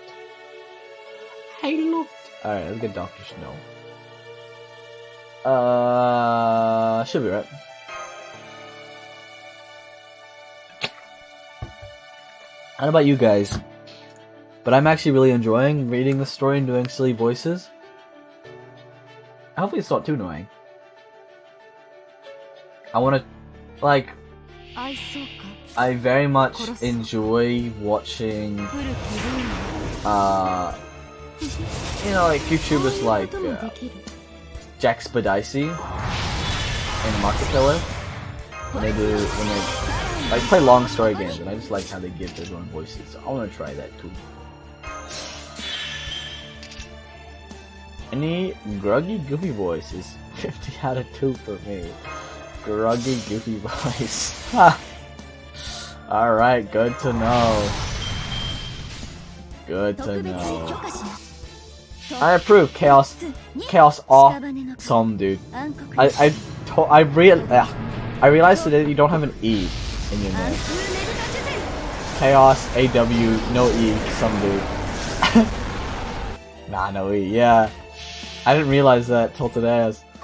How are you liking Lost World 6 so far? I'm actually really enjoying it. It may be really long, but I think the fact that I'm reading it the way I am, it's just way more enjoyable. Only the correct spell. Oh, yeah. For sure. Yeah, I'm just really enjoying reading it this way. It seems more fun. Like, going through Heinkyo, I was just pushing through. I was tired. I was like, I want to get to this. And it wasn't even that good. Heinkyo was actually pretty bad. Like, it was kind of cool, you know, Kotoki fan service. I'll take it. Like, that was baller. But no. Like, this is way better. I mean, I just, like, we're not making huge progress, but fun regardless.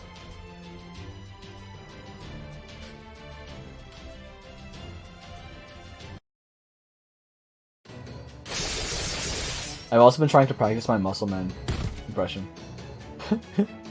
I keep, like, looking at videos of the Sam Marin? I think his name's Sam Marin. Doing the impression. There's not a whole lot of him doing it, actually. It's just, like, him at Comic-Con. Or something like that. I wish there was more that I could find. Because, like, when you want to do a voice, sure, you can get the sound, like, you can practice that.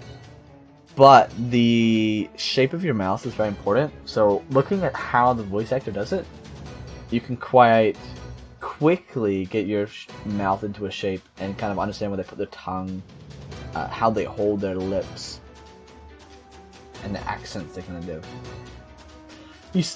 You see that, Coral? You see what Jacket Sage and I are capable of? This is what happens when you look down on people for being human or having no money. Probably not a good time to point out that Oberon Head was just standing behind them cheering. Very well. It would seem that human is indeed not your typical expendable worker, and Lady Aurora does love rare, unusual things. It's part of what makes her so strong. All right, just a little while now.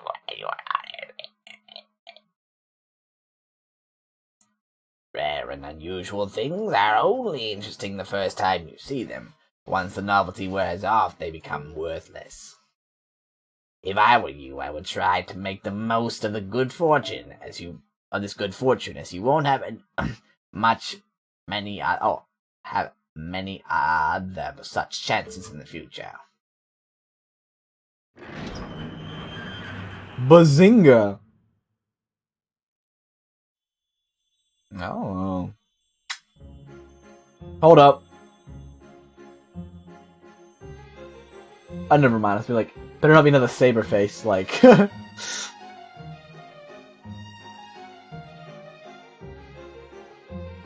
Hello, Oberon. What delightful story do you have for me today?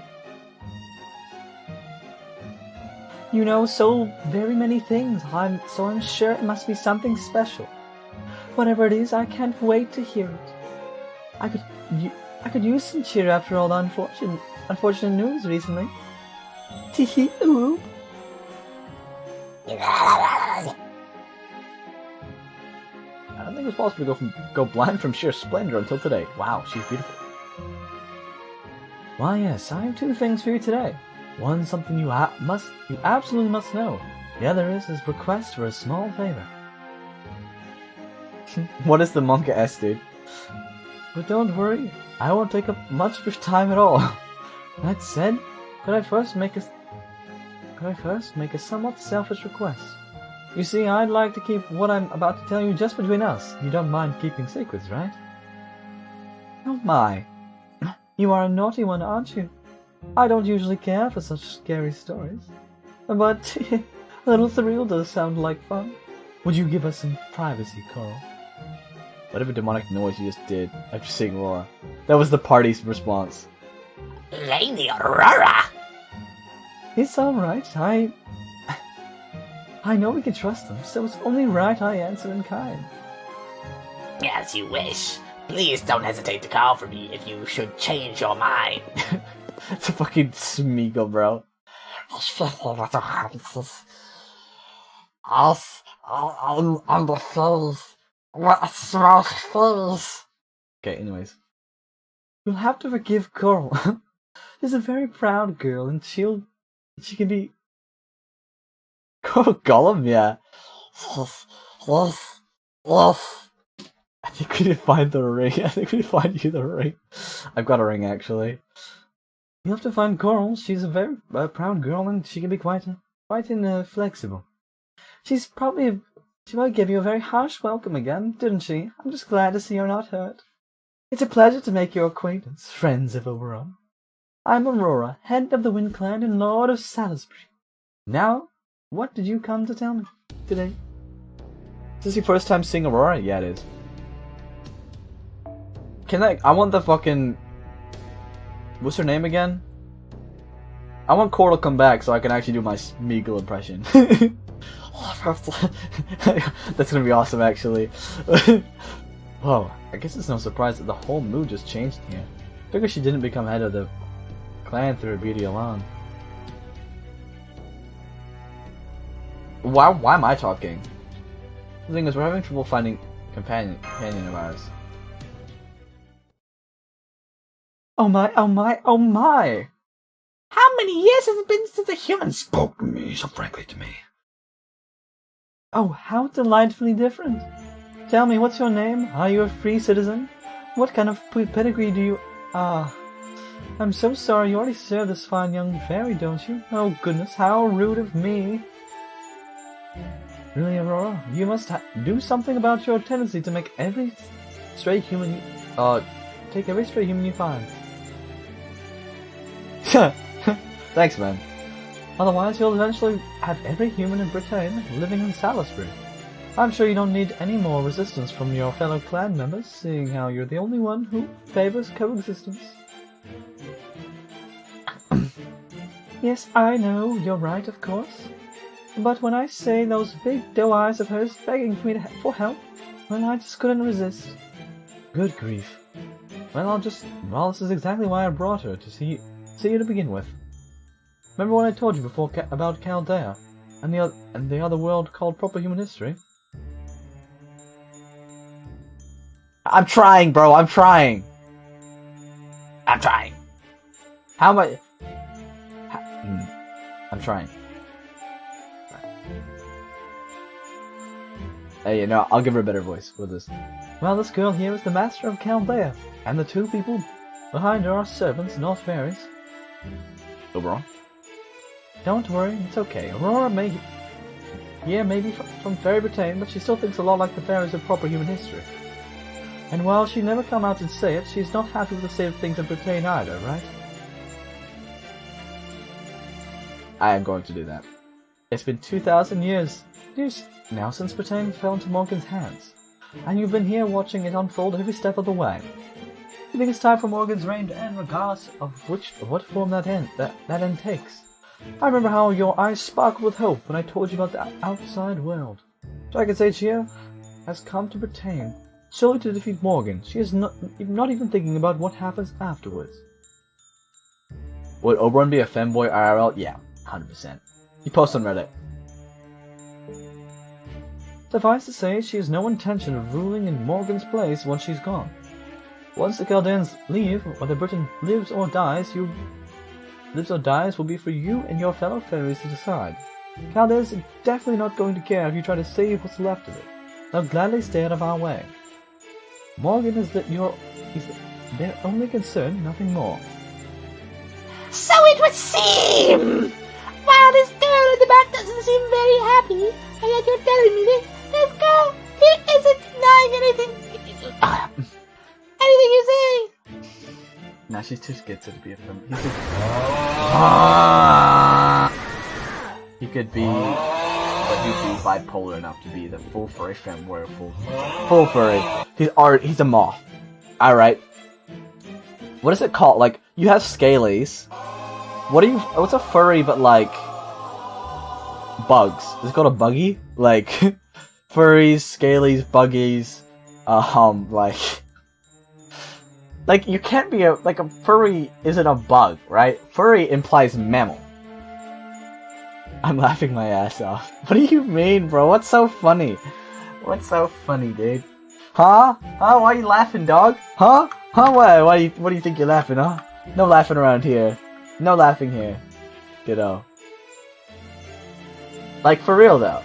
What is like, you know, furries are pretty inclusive. But what the fuck do you call an insect? Yeah, but what about bugs, bro? What if I want to be a fucking cricket? Like, what do you call that? Insectals? I don't know. Even a bugs? That's just fucking condemned. What is POS? What is POS, bro? A doomed motherfucker. Okay.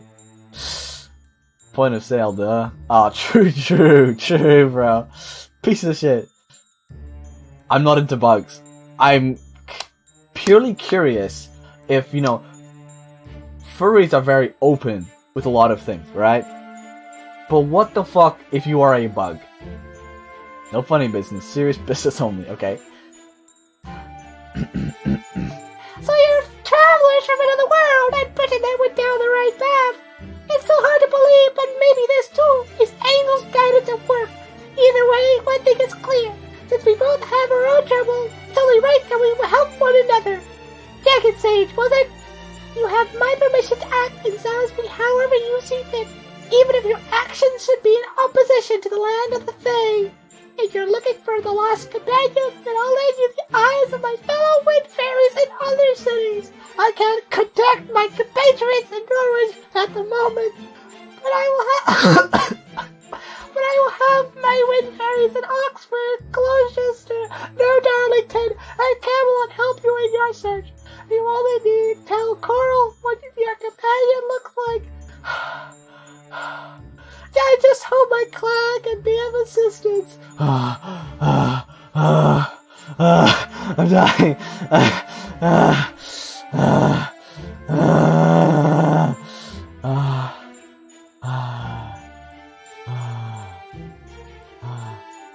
Sounds like a little girl. But she's a fairy, dude. Of course she's a little girl. Milk break. I'm gonna pass out. I need a bag. I'm gonna hyperventilate.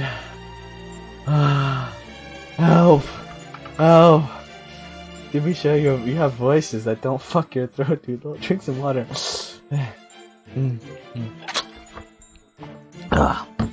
Thanks, man. How does that sound?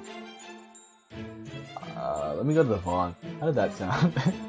How did that sound, bro? Hopefully that sounded good.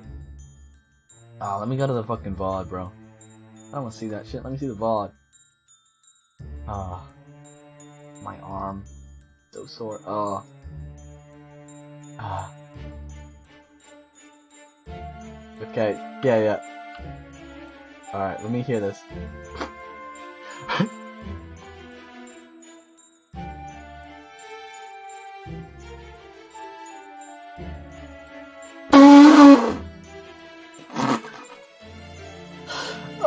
I can feel my voice like slowly like slipping. It is so weird, bro. That was awesome. That was awesome. I'm still gonna do it if I can remember. Like, thing is though, I feel like it's gonna be different every time. I'm trying to keep it consistent. You know, this is practice to getting like consistent voices. All right, this is good practice. That's great, but are you sure this is okay?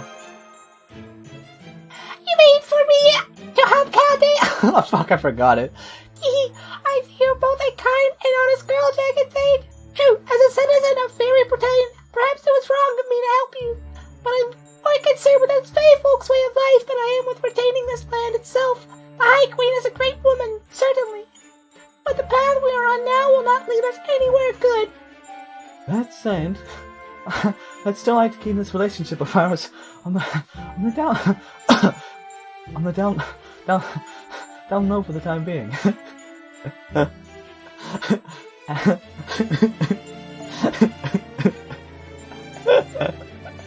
After all, you are the head of a clan. If Morgan finds out you sided with Chaldea on proper human history, she may have all the clan fairies killed.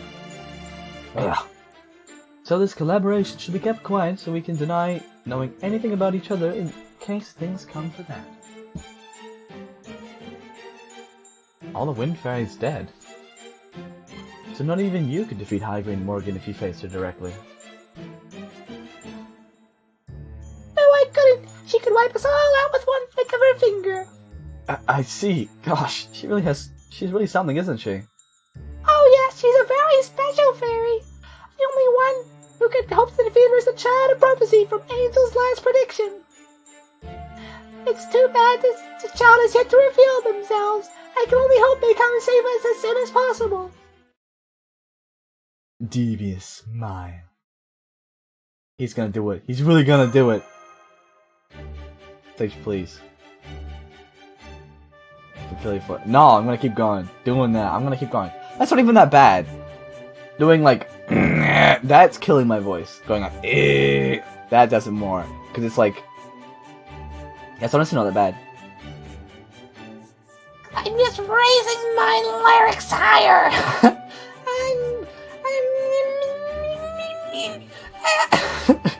I gotta go higher.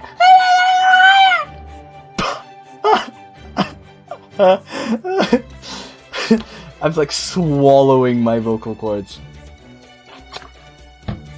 Ugh.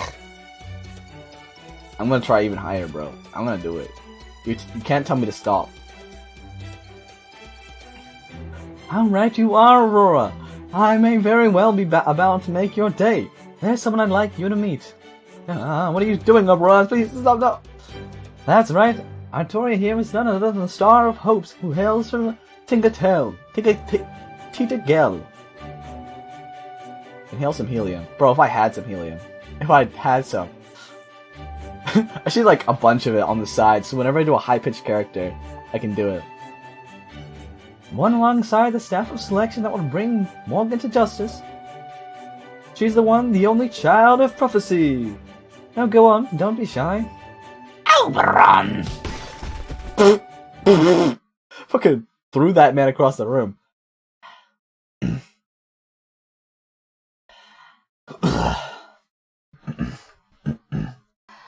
do have some delightful friends, Oberon. I'd love to be tackled to the ground like that myself sometime. Why, thank you. I can't say I expected such a direct method of silencing me either. Still, Artoria would never say anything if it hadn't put her on the spot like that. She's kind of a late bloomer, you see. And she's still not. Oh no, bro. Something's. Still not confident about being the child of prophecy. So, we were hoping you might be able to offer her your seal of approval. Say, for example, Maybe she could ring one of the bells mentioned in the prophecy? Wow, even I wouldn't have come up with that. Impressive. No, that I'm afraid I cannot allow. Oh, there is indeed a bell inside of the voice of the wind cloud right above this room. I can only let it ring once she has proven herself to me. Words alone will not suffice. She will need to demonstrate her abilities so that that can be no question. You said your name was Artoria, yes? And it seems you do indeed have the staff of selection. I still understand what the staff of selection truly is, signifies. The only one who does is Ainzel, the head of the Mirror Clan, and no one has seen any member of the Mirror Clan for you. Wait. Merlin? Merlin, head of the Mirror Clan? All I can do is say for myself whether you have the making of a king. And how exactly do you propose to do that? Oh my, what a lovely voice! Here I thought you may be mute. Very well then, out of respect for those delicate tones, I'll tell you my conditions. That's perfect, bro. She knows, bro. She knows too much. Hey man, that would be a pretty funny clip actually. If you just like slide that into the Discord server. Smile, troll face. I think you should do a stream where you inhale hydrogen and helium and hydrogen. What do you mean? Isn't that poisonous? And then they're both probably poisonous, right? Pure hydrogen. Then do voices, dude. I mean, I could like. How much is it to buy helium? Like, not even that much. Like, I just go to a balloon store and be like, hey man, can I get like 10 balloons of helium? It'll be like a 10-minute bit. Actually, it'd probably be a bit more, because if I did 10 minutes of like 10 balloons, I would die. Like, physically pass out. Yeah, pure hydrogen would kill me. No, it's a balloon roulette. Sulfur hexafluoride.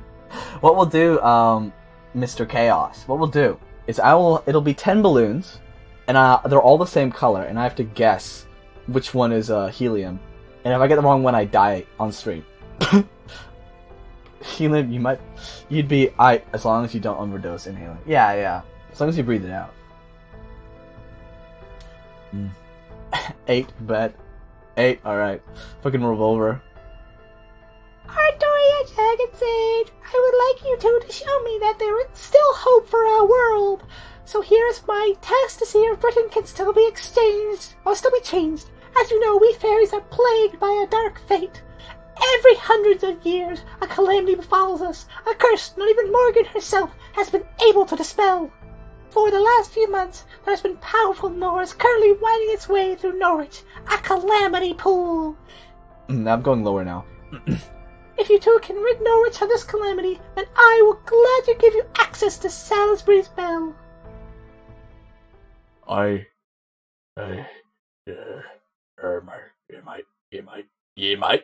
mate. Alright, there we go. Hello, Sangus.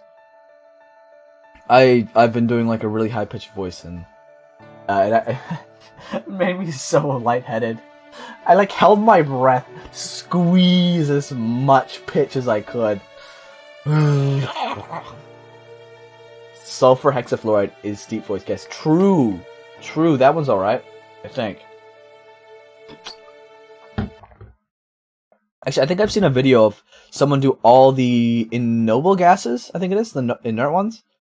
Like, they did helium, they went all the way down. So they went from the lightest ones to the heaviest, well, as far as they could go without killing themselves. And it did make their voice a bit deeper. It's quite a cool video. So she wants to get rid of the calamity in Norwich. I don't think she'd be the one to bring it up. What is the calamity in Norwich? I don't know much about these calamities either, since I've never seen one for myself, but I've heard plenty of stories. Apparently they're a kind of natural disaster that befalls Fairy Britain every 100 years. I heard about these calamities too, and I've also already told Jagged Sage about them. Norwich is a port town in East Britain, and apparently it's been showing signs that it'll be the home of the next calamity for a few months. They say there's a ton of black soot rising into the air that's gathered above it like rain clouds. Aurora said she'd permit us to ring the bell as long as we can resolve this calamity, right? We need to disperse these clouds of soot, or... huh? Fortunately, I've never learned any magecraft that could do that. Well, that's okay. Norwich is still tall. It's a tall enough order that I think we can forget about it for the time being.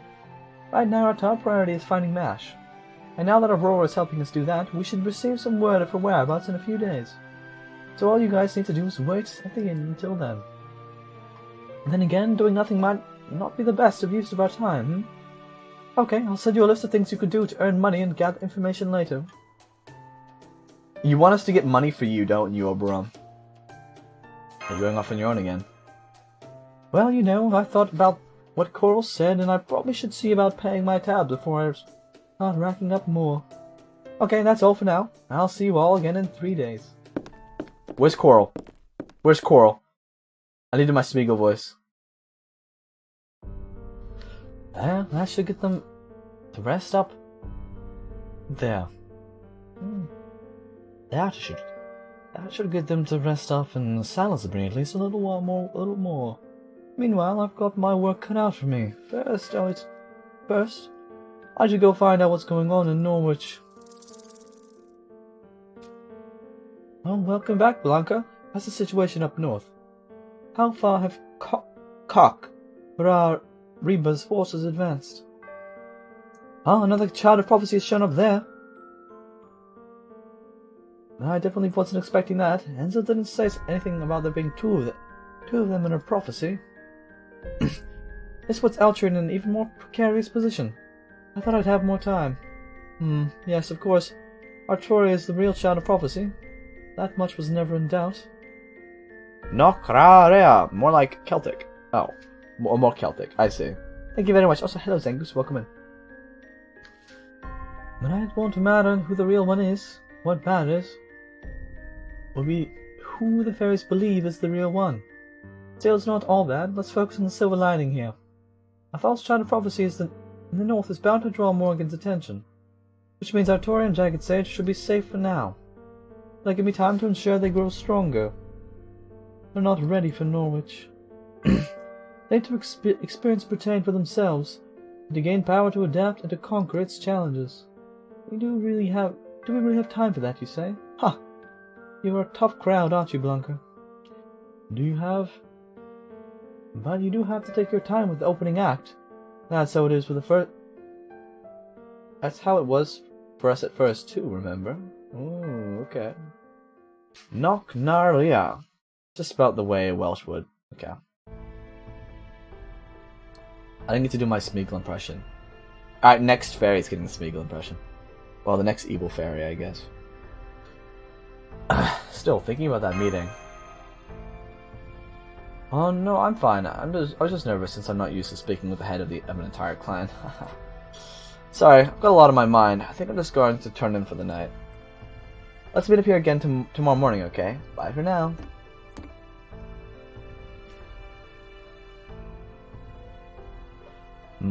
Looks like we'll have to adjust our perceptions of her too.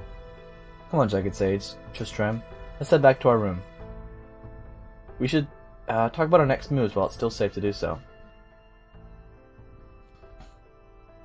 Okay, that's everything that happened so far in a nice, tidy report. It's all yours now, Typhon. Take it away, my little familiar. Woke.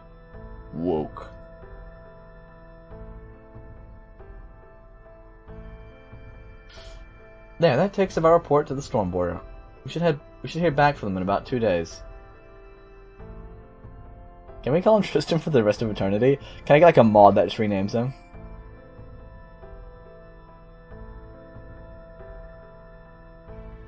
There, that takes care of our report to the Storm Border. Now, let's go over everything we've learned so far. That said, our main topic isn't Morgan, but...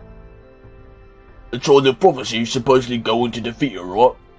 Yep, the truth is, we've been dropping our guard around here a little too much. At first we thought it was just a coincidence that she shared a name with King Arthur, and didn't think about it any further. We can now say for certain that she is this Lost Belt's King Arthur. I'm sure I don't need to remind you two that Chaldea already confronted the legends about King Arthur in the Sixth Singularity. But I still think it's worth our time. Oh, have a good night, Queen. Have a good sleepy too, man. Oh, but you're probably working, right? Have a good work. No, I don't know. Have a good something. But I think it's still worth our time. Quickly refresh our memories of those legends, just so we're all on the same page. Nah, not yet, G. Ah, cool.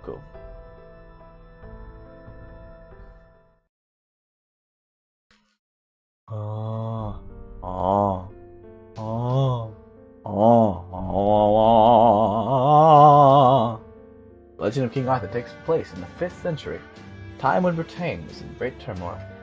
It began with the collapse of the Continental Empire, with the Empire no longer keeping Britain safe.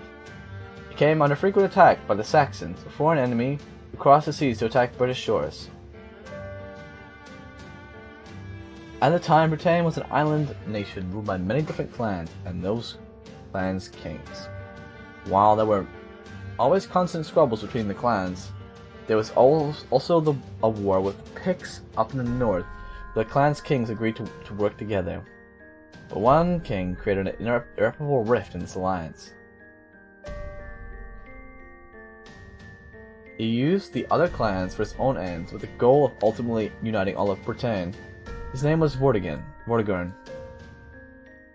He was said to be the avatar of a white dragon born from Britain itself, made to bring it to ruin. Vortigern, I don't know, invited the Saxons to the Isle, throwing it into chaos. Londinium, the fortress that served as the heart of Britain during the Empire's reign, was destroyed. Vortigern then defeated and killed Uther Pendragon, the greatest king in all of Britain. And so Britain entered a dark age, a time when none on the island could escape its imminent destruction. However, hope still remained. King Uther's most trusted aide, Merlin, the great mage, who had long kept Britain safe, told people that this too was all part of the prophecy. King Uther has already chosen his successor. They say they shall be the next king. Whoever draws the sword of selection from the stone shall be Britain's king. Many knights tried their hand at drawing the sword, but none of them succeeded. It was only once the knights had all left, convinced that the sword of selection was no more than a delusion, that a young squire of 15, a boy who had been raised without ever knowing he was King Uther's son, came and drew the sword from the stone with no one there to bear witness. That sword was Caliburn. And that boy did indeed go on to become the King of Britain. Arthur Pendragon, the knight among knights. Or as we know her, Artoria Pendragon. After announcing himself as King Uther's successor, King Arthur assembled the lords of Britain, and led them to 12 magnificent victories against the Saxons. In doing so, he proved himself an invincible king, the undefeated king of knights. And unbeknownst to him, the Saxons weren't his only enemy. The greatest that the king of knights faced came from within his own family. Vortigern, the avatar of the White Dragon, who defeated King Arthur's father, Uther, and brought Britain to its knees. Morgan, the Fairy Queen, who declared it was Britain's very will that she become its ruler. Wait, are they the same person or different people? Morgan's machinations succeeded in robbing the King of Knights of Caliburn. The fairies gave him an even greater sword. The sword was Excalibur, a sacred sword forged with the planet's inner sea. In the world of magecraft, it's considered a divine construct, an ultimate weapon meant to destroy that which threatens the very planet. I like this lore. In laying claim to the sacred sword, King Arthur became Britain's savior in both name and deed. After a climatic battle with Vortigern in the ruins of Londinium, King Arthur, with help from the fairies, built the towering White Castle of Camelot. Lords from all across the Isle of the Isle came to Camelot to serve the King of Knights. They became the Knights of the Round Table, where all were treated as equals. It was a bit odd telling the story with Tristram here, but this is how the Knights of the Round Table were formed. Lancelot, the knight from France, blessed by the Lady of the Lake. Gawain, the heir of Orkney, blessed by the sun. Tristram, nephew of the Duke of Cornwall, and the Prince of Tragedy. You are also said to be the symbol of the Romantic period. That's right. Oh, Tristram. Did I say that, Tristram? Tristram. That's right. Those are the proud knights of the Round Table, my cherished friends, who filled its 13 seats. Sturdy Percival, clever Kay, loyal Bedivere, earnest Garrus, kind-hearted Gareth, a Graven the Enforcer, Palamedes the Duelist, Tecturn Mordred, and the greatest knight of all, chosen by the Holy Grail, Galahad the Revelation. Wow, really? In addition to King Arthur, the first seat, you could also count King Palinore, King Arthur's trusted advisor, and Bors, the future 11th seat for 15 in total.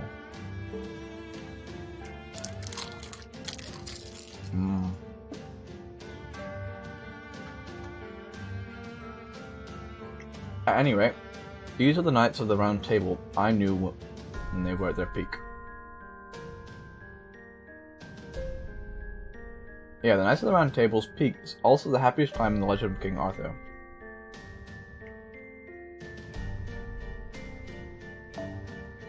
While other problems would present themselves in the quest for the Holy Grail, in the decisive battles against the Picts and the Saxons, it was the affair between Lancelot and Guinevere, King Arthur's queen, that changed things forever. Once their affair came to light, the Knights of the Round Table became shadows of their former selves. During an expedition to the Roman Empire, Mordred took advantage of King Arthur's absence and staged a rebellion. That was the beginning of what would later be known as the King Arthur's final battle, Battle of Camlan. Oh my god, see reference! It was in this battle that King Arthur drew his final breath. Bedivere personally returned this sacred sword to the fairies, and the final chapter of the ancient Bretain's history was concluded. After that, King Arthur's body was brought to Avalon, the paradise at the world's end, by the fairies of the lake. As a future king, he would one day return to life.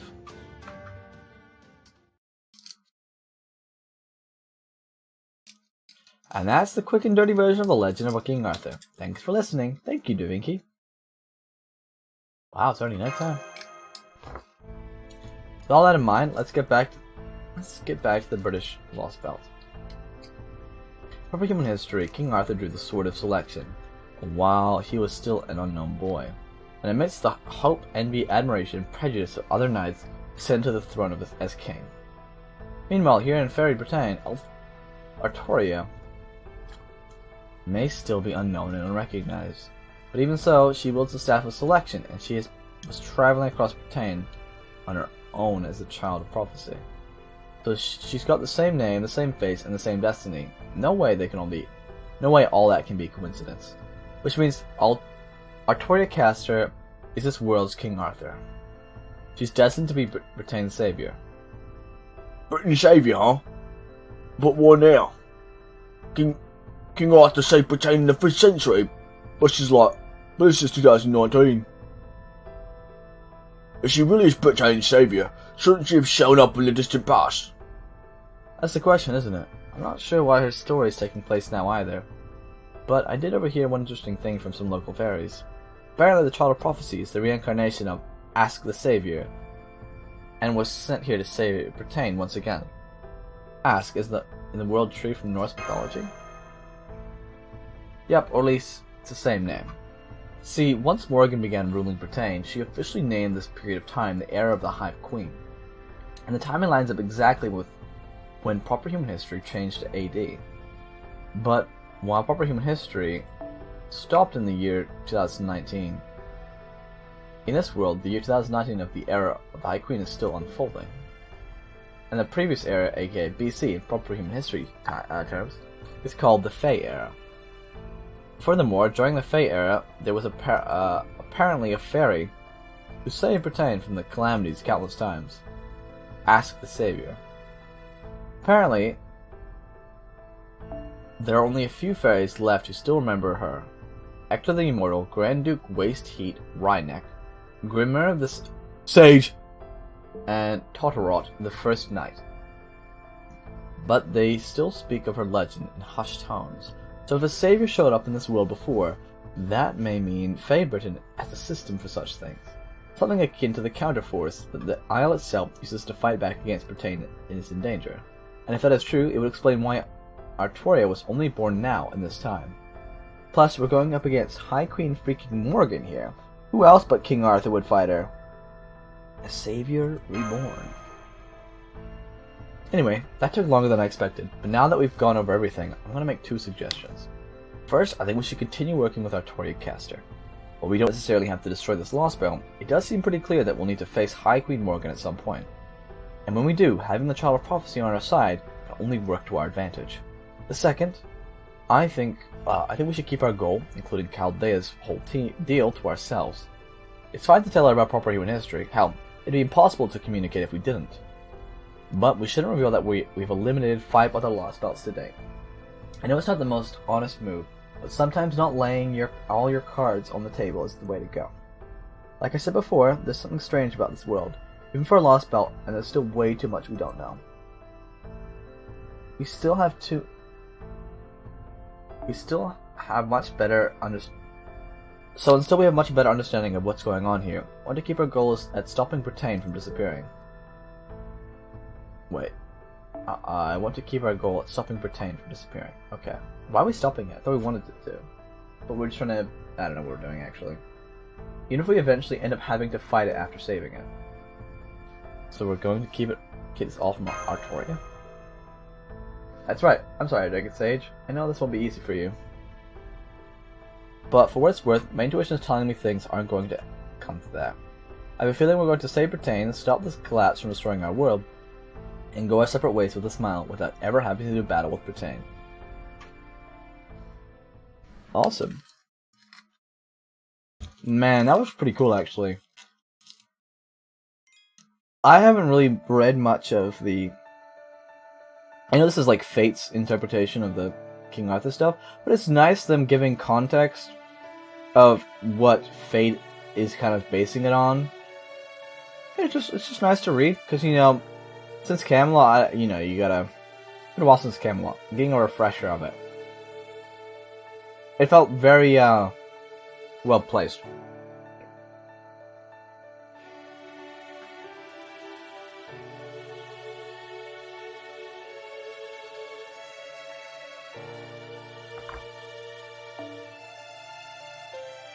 Battle.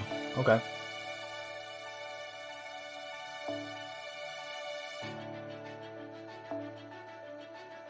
Oh.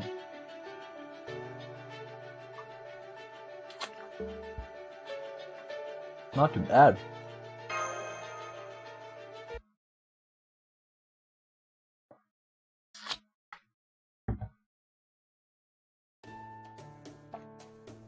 Morning, everyone! Hope you don't mind that I had breakfast before you. You gotta try this bread. It's so soft and yummy. Apparently they make it from... oh right, wheat. Is using wheat for bread that unusual here? Seems that way. Too bad, since they have some of the highest quality wheat I've ever seen, even compared to proper human history. That's right, Da Vinci. Big Da Vinci taught me how to make it. I had no idea you could use flour like that. All this time I've practically been sitting on a gold mine. Just try. This fairy lives in this grand building, but he's ignorant of the true value of flour. Seems like there's a significant knowledge gap between individual fairies. Or rather... Yep, there are basically 2 types of fairies. Those who only superficially copy human civilizations, and those who are interested in their inner workings. Most fairies are copiers who satisfy just playing pretend, and the thing about fairies is they can do anything without human technology, so they don't have to know how it works. You know how when cars get more reliable, there's less need for drivers to repair them? And so over time, there are fewer drivers who know how their cars work. It's a lot like that. Whenever fairies feel like bread, they can just create some from their own magical energy. Easy peasy. So this bread they create, just that way, it's just an imitation of bread they've had before. Like it was 3D printed. Oi, the Brinky, this pub got enough pints for me and me brothers. We watching the footy night, yeah! Alright, watching the footy night. Basically, fairies can't experience culture without some kind of originating data to work from. Even Mike. Cock. Oh no! I said it! Even if Mike here used to be a typical copier. It was only when I started working here he began caring about the details. It's true. I was a real dull fairy until I met the Binksy. But now, every day is more fun than the last. I love being alive. I used to think preserving humans was a waste of time, but not anymore. Lady Aurora was right. We need humans if we're going to enjoy our lives. If there's one thing humans are good at, it's making technology. They come up with all sorts of fascinating things you just don't get to see in nature. Sure, some of these things are fun or tasty, like iron and gunpowder, but I've come to think of humans as equals now. Heck, I'd even say I respect them. When the last owner left this pub to me, I thought it was going to be nothing but a pain in the neck, but now I know better. Oh, we need something to live for. We want something to do for our own sakes, not just to fulfill our purposes. There's no way I'm ever going back to just plain old living again. Well, there you have it. In general, fairies are really pure at heart. Or, to put it another way, easily influenced. Oh, that's not true, Dubbinty. It's all because of you. And not even Lady Aurora ever got me to change my mind like this. You just made my night. You mean the text you said, or this pub owner? Okay, Mike. Ock. In that case, maybe you could learn how to say my name properly already. What do you mean? I'm saying it properly. Alright, I've also got a message for you guys from Oberon. He said to tell you to come to Salisbury Fields for an important learning experience. Learning experience? Sounds like we've got a job to do. Guys, we've got a job! Oh.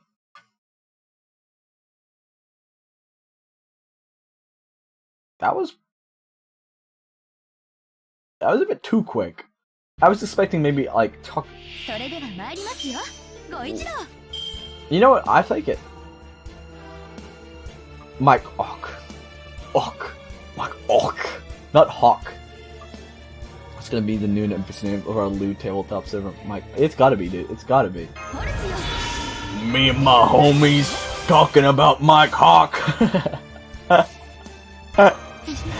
Me and my homies down at Piccolo Village.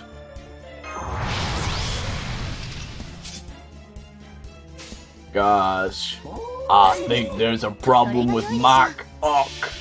I think he's got something wrong with him. I'm having a lot of fun today. I don't know about you guys, but I'm having a lot of fun. Arguably one of the fate experiences I've had.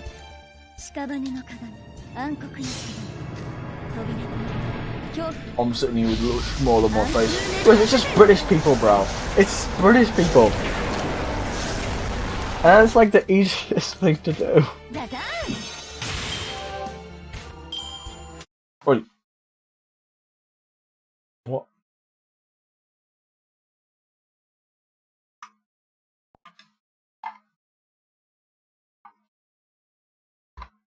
I got a little tray of like Reese's cups and like some American candies.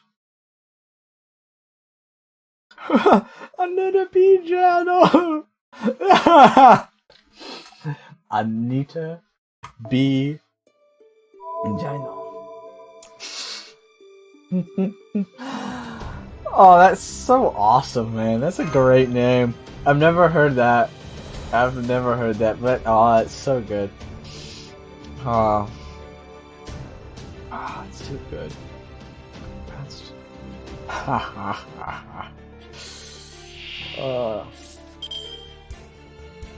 That's resonating silly goofy goober energy if I've ever. Did I do it that way? I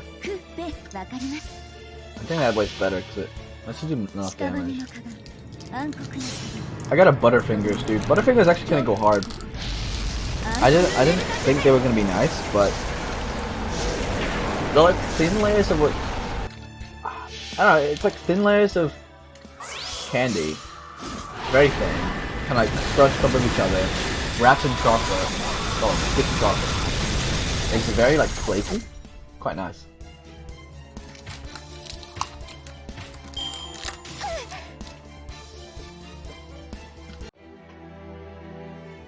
And it is fairly buttery.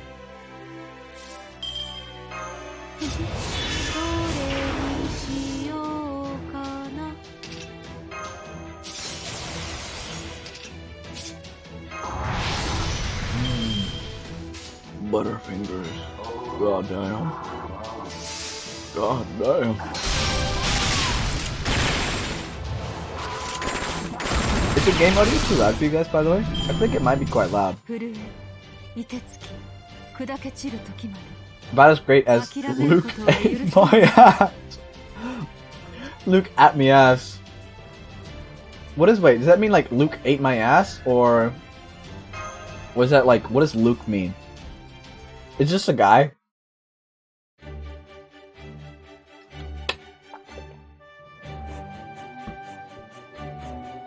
Oh, look at my ass.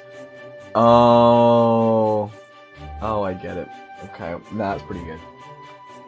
Luke. Oh no, yeah, I get it. I got it now. I don't know why I missed that. I thought I was saying like Luke at my ass. Oh. Yeah, no, I don't know how I missed that. So that's how you're supposed to get rid of these pesky birds. I had no idea. I just kept asking them nicely if they would leave, but they wouldn't listen. Just true. Fields are delicate things at times. They require bolder tactics. But I also understand and respect your kind inclination to not hurt the birds if you don't have to. So I suggest leaving a straw likeness of yourself in your field. It would help to deter such behaviour. This way the birds will mistake that likeness for you and start by attacking that. Which will buy you enough time to do, well, something. Or to Dixie wrecked it. Dixie wrecked. Oh, that's awesome. Oh, that's awesome. That's a really. Oh, that's beautiful. Mwah. Perfecto. Dixie wrecked. Oh, that's mwah. Or right. Wait, what is alright? Or is it like two? Is that one name? Like, alright, Dixie wrecked? Is that the full name, or is alright just one name? Alright, Dixie wrecked.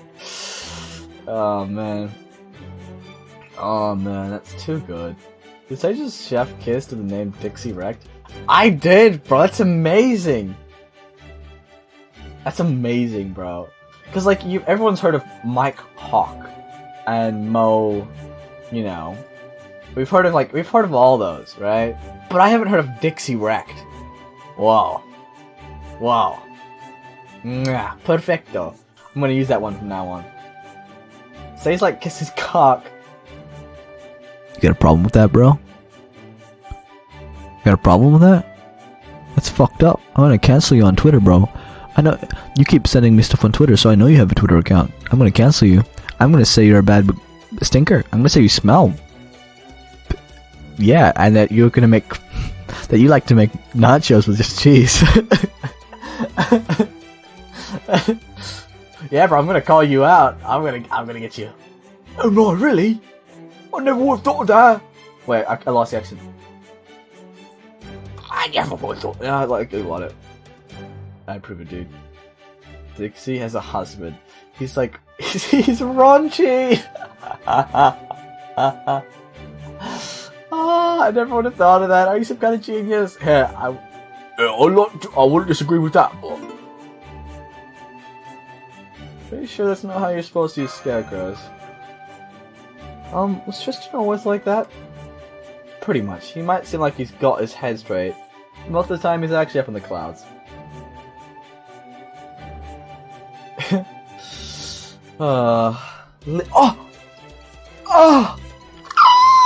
Yippee! Yippee! Yippee! Oh my god! It's him, boys! It's him! Oh my god, it's the Legion! It's the Legion! Oh my god! This is how I feel right now. This is how I feel. Hello! Hello, my guy. Hello, my brother. Hello, my brother in Christ. How are we today? Hello, hello. Yes. Oh my god. Oh my motherfucking god. Oh. This stream has been so silly. I love it. I love it too much. I love it too much. How we doing, man? It's been a few yonks. I kind of stopped streaming for a few months because I was finishing up my degree, but now I'm finished and I'm back to streaming. So it's been a while.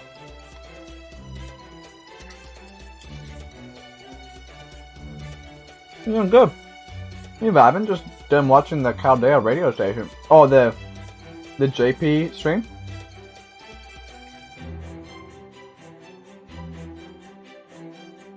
Oh yeah, anything big they reveal on there? Or it's just like a casual thing?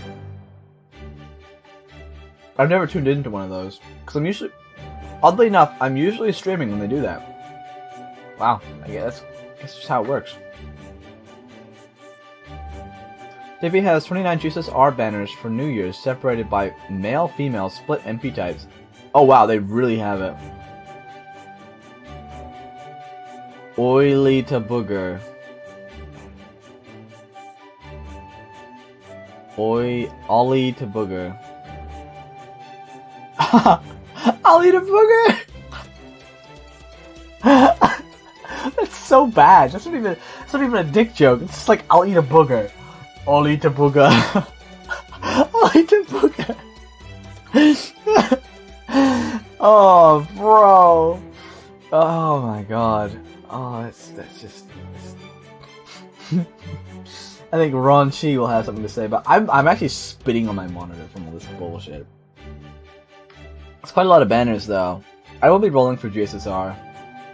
Well, yeah. You know, actually, for the first time in, I think ever, really, I've actually had my card decline me when buying something. It was really wild. Well, it wasn't too wild. It was just like, I knew I had the money. It was just, I've just had automatic transfers so that my bank moves the money to my other accounts. And it moved all of my money to my other accounts when I thought it already did it during the week, so it moved everything out. I'm like, oh, I have no money in there. Okay, so I just had to transfer over and fix it. But it was like, I just had it happen. I'm like, oh, well, that's a little embarrassing. I want to try for Joel, throw him off, man. Ooh, I'm gonna go straight for Merlin if he's up. Like, I'm sure Merlin will be there, right?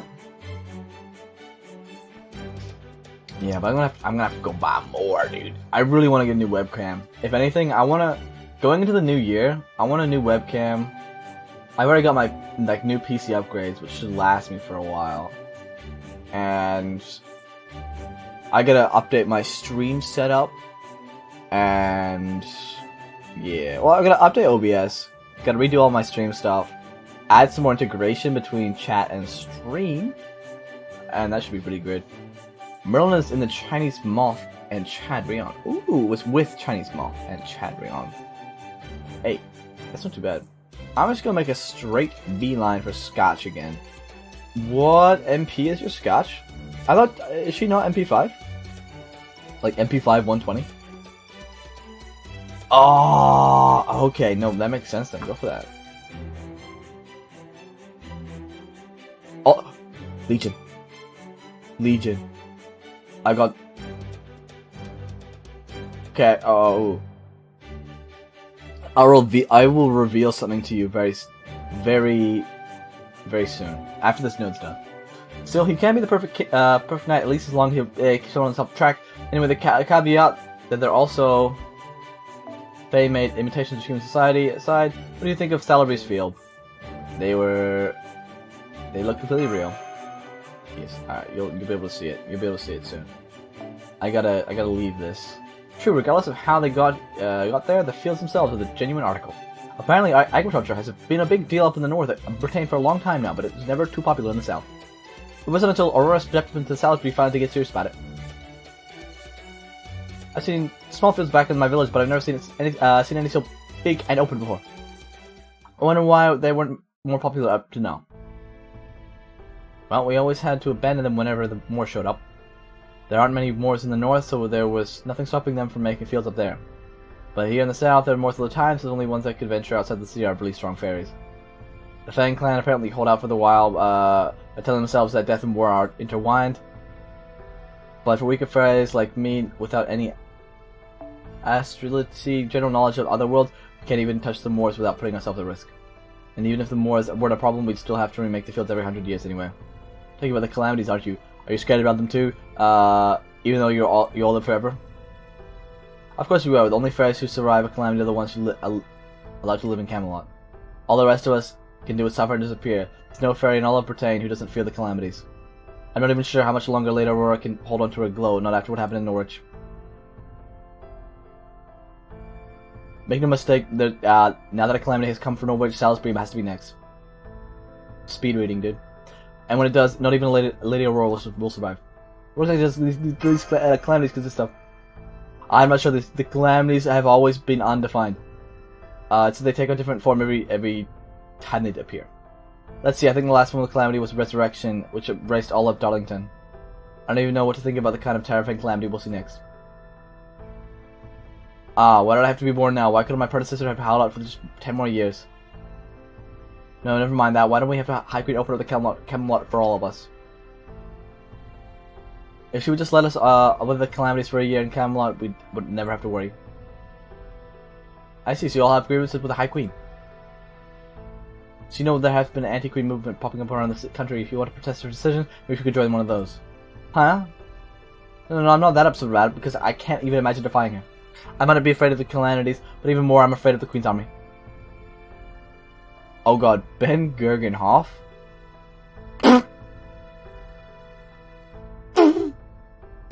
That's terrible.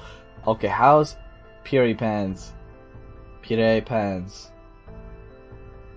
What is Ben Ergenhoff? Oh, Ben Jergenoff. I knew it was a jerking off joke, but I wasn't sure how to pronounce the G. Ben Jergenoff. Nice. Nice. Being jerking off. I don't understand the Pierre Pants one. Pierre Pants? Oh, pee your pants. Oh. Oh. I thought it was like Perry, but it's Pierre. Pierre Pants! Yeah, my Shishu just needs her second append, and then she's fully done. Wow. Hey, bro. There's more to the Queen's power than just having a magical energy to control Britain after all. She also has a troop of highly trained fairy soldiers, as well as knights under her protection with command them. Tristram of the Butch Bow, Gawain of the Sun, and Lancelot of the Light of the Lake. As long as those 3 Tamlin are around, nobody can hope to defy the Queen. Huh? What? What? Oh god, I'm gonna brown. Huh? I'm shitting. Okay. I wonder why they're all so shocked. That's it? That's it? Please, please? Yes.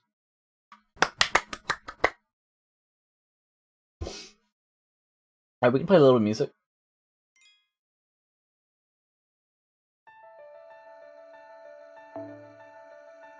I got something to show you, my guy. Alright, are you ready? Malegion? Malegion, are you ready to see this? Oh, it's not in there. It's this one.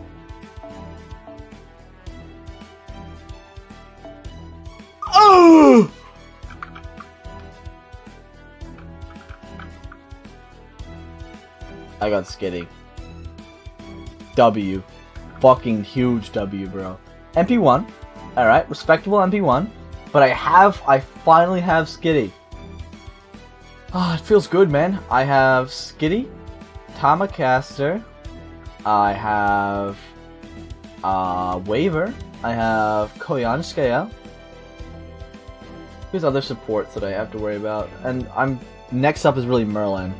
I don't know if there's anyone else that I need to worry about, but I also got myself another copy of Scotty, which brings her to MP3 now. Oh, huge, dude. Yeah, I went hard. Not really. I think I did like maybe 180 Saint Quartz for her. I don't think I rolled too much to get her, but it was like out of my reserves, it took quite a bit. But yeah, no, it's awesome. I've actually got Scotty in my belt, and I've been using her. I've been doing quick looping, like not like double Scotty, Lancelot, Zerkalot, shit. Now that I have a Skitty of my own, I've been trying to do use quick servants over Arts or Buster, because Arts is pretty fucking easy. Buster is now with Koyanskaya is pretty alright, and I have a Koyanskaya. But quick, I haven't really been able to do my own quick stuff yet, so now I can. So I'm gonna do it. But man, next year, Summer Scotty drops, so that's gonna be triple Scotty looping. Huge. That's gonna be so awesome. Yeah, I'm now living the way of the quick because I can. I'm actually like able to do so.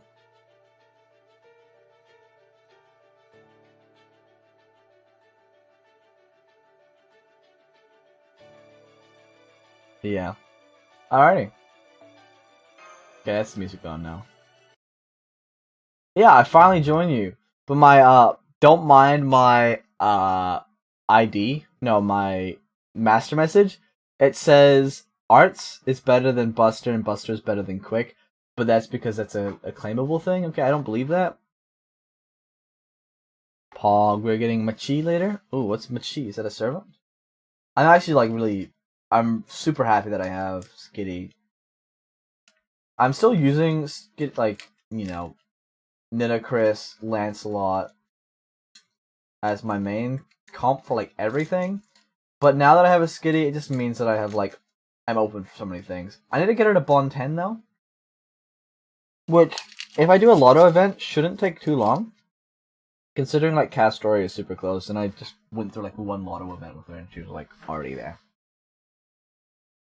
Oh, we're getting Mackies later. Oh, well, it's Maccas, M-A-C-C-A-S, or Mackies. You know, Mackie, I think you gotta put an S on there to make it more identifiable. But yeah, cool. Mackie's a Dutch way of saying Maccas? Nah, dog.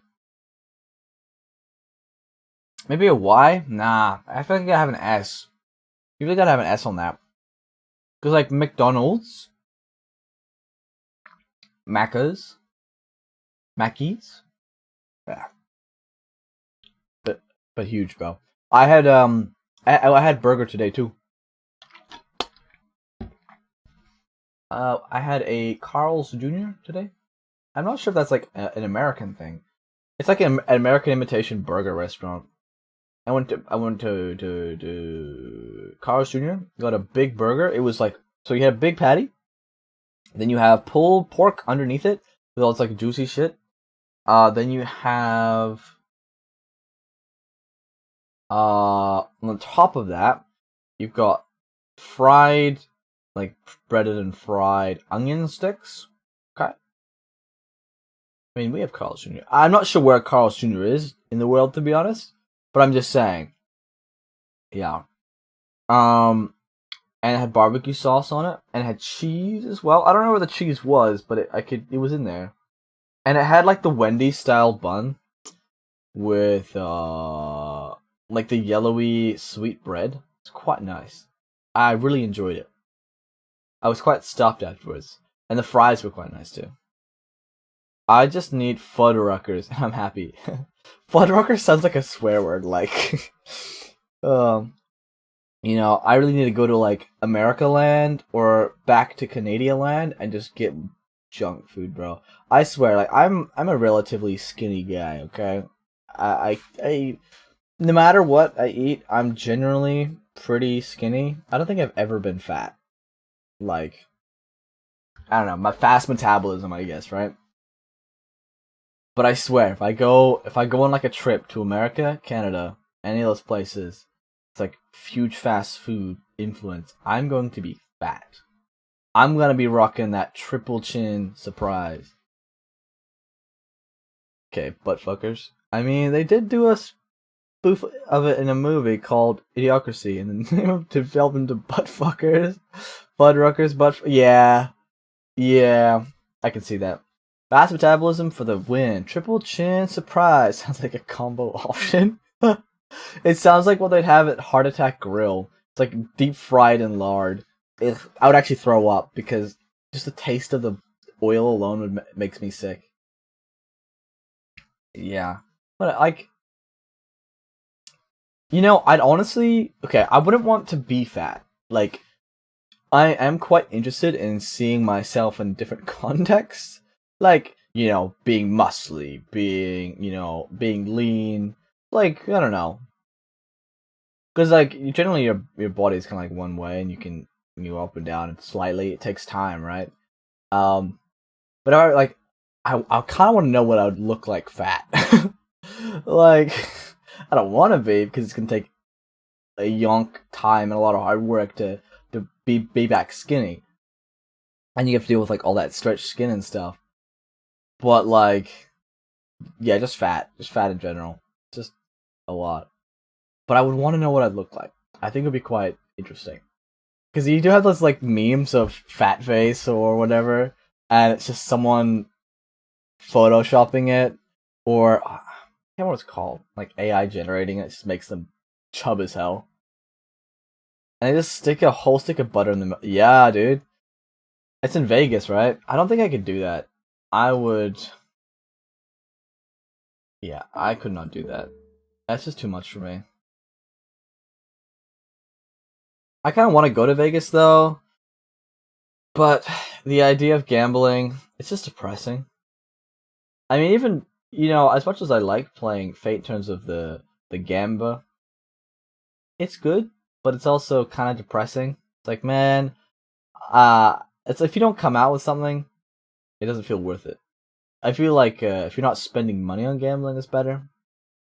But yeah, I don't know. If I went to Vegas, I don't think it would be as fun because I could maybe have like $50 to go to a casino or something, but I wouldn't do that. I'd be more there for the sights and I don't know, experiences. And the reason they were sued, they were actually sued. It was not for health concerns, but because the waitress wore nurse call. Oh, because they tricked people. Emergency meeting now. We need to talk about the 3 Tamlin that have apparently been serving High Queen Morgan this whole time. Also, you already knew about them, Artoria? Well, sure, everyone in Fairy Britain does. Why? What, are they a problem? Oh yes, this is a shocking absurd Bedivere when he first wakes up. Artoria, could you please tell us everything you know about them? Oh, okay. I guess I can cover the basics easily enough. The stuff every fairy in Britain knows. The 3 Tamlin are fairies High Queen Morgan has bestowed with names from otherworldly knights. The most powerful beings in Fey Britain, exceeded in magical energy only by the Queen herself. They're also impervious to Mor's corruption, so they're the ones who handle them whenever a group of Mor shows up. Come to think of it, they're known as the Guardians of Britain, sworn to the service of the High Queen. No, they were very upfront that it's unhealthy. Places is literally named. Oh yeah, no, yeah. I do know that. I do know that they're named after because they're stinky. You know, they're like, well, it's like Heart Attack Niner, right? And they say eat till you die or something. I mean, pretty good marketing. It's very unique. But the nurses thing, I can understand that though. Not very, because like, on-hand nurses. That's what you kind of assume or something. But they're probably not trained for that. Yeah, that's pretty awesome. Free food. I should just become that big and just get free food from there. Come to think of it, they're known as the Guardians of Britain. Sort of the High Queen. The Knights of the Round Table. Is Morgan actually like King Arthur or something?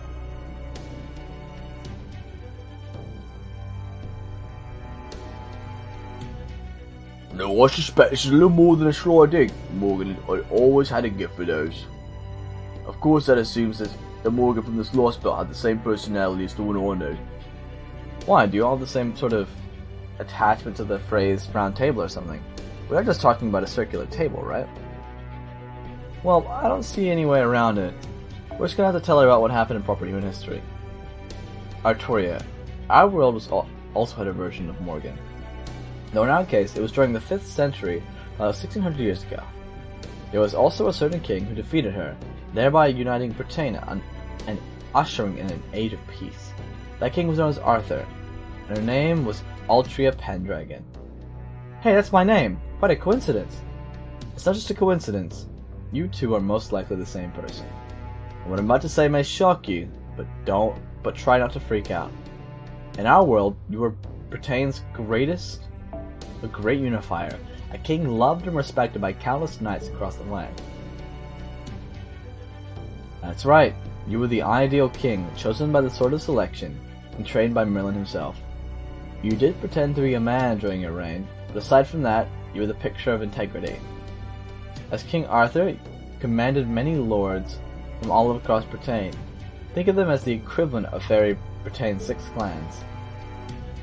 And from those lords, you chose the finest knights to be your Knights of the Round Table, a group of warriors with no equal.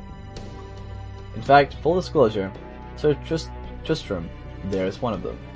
So, from our perspective, knowing that the Knights of the Round Table serve Morgan here is like learning that a group of heroes you always looked up to are now working for the baddest of the bad guys. Can you blame us for being surprised? But are you listening to me, Artoria? She froze over! She's dead! Oh, I know how you must feel, Artoria, but hang in there. She's fucking dead, bro. Oh, wow.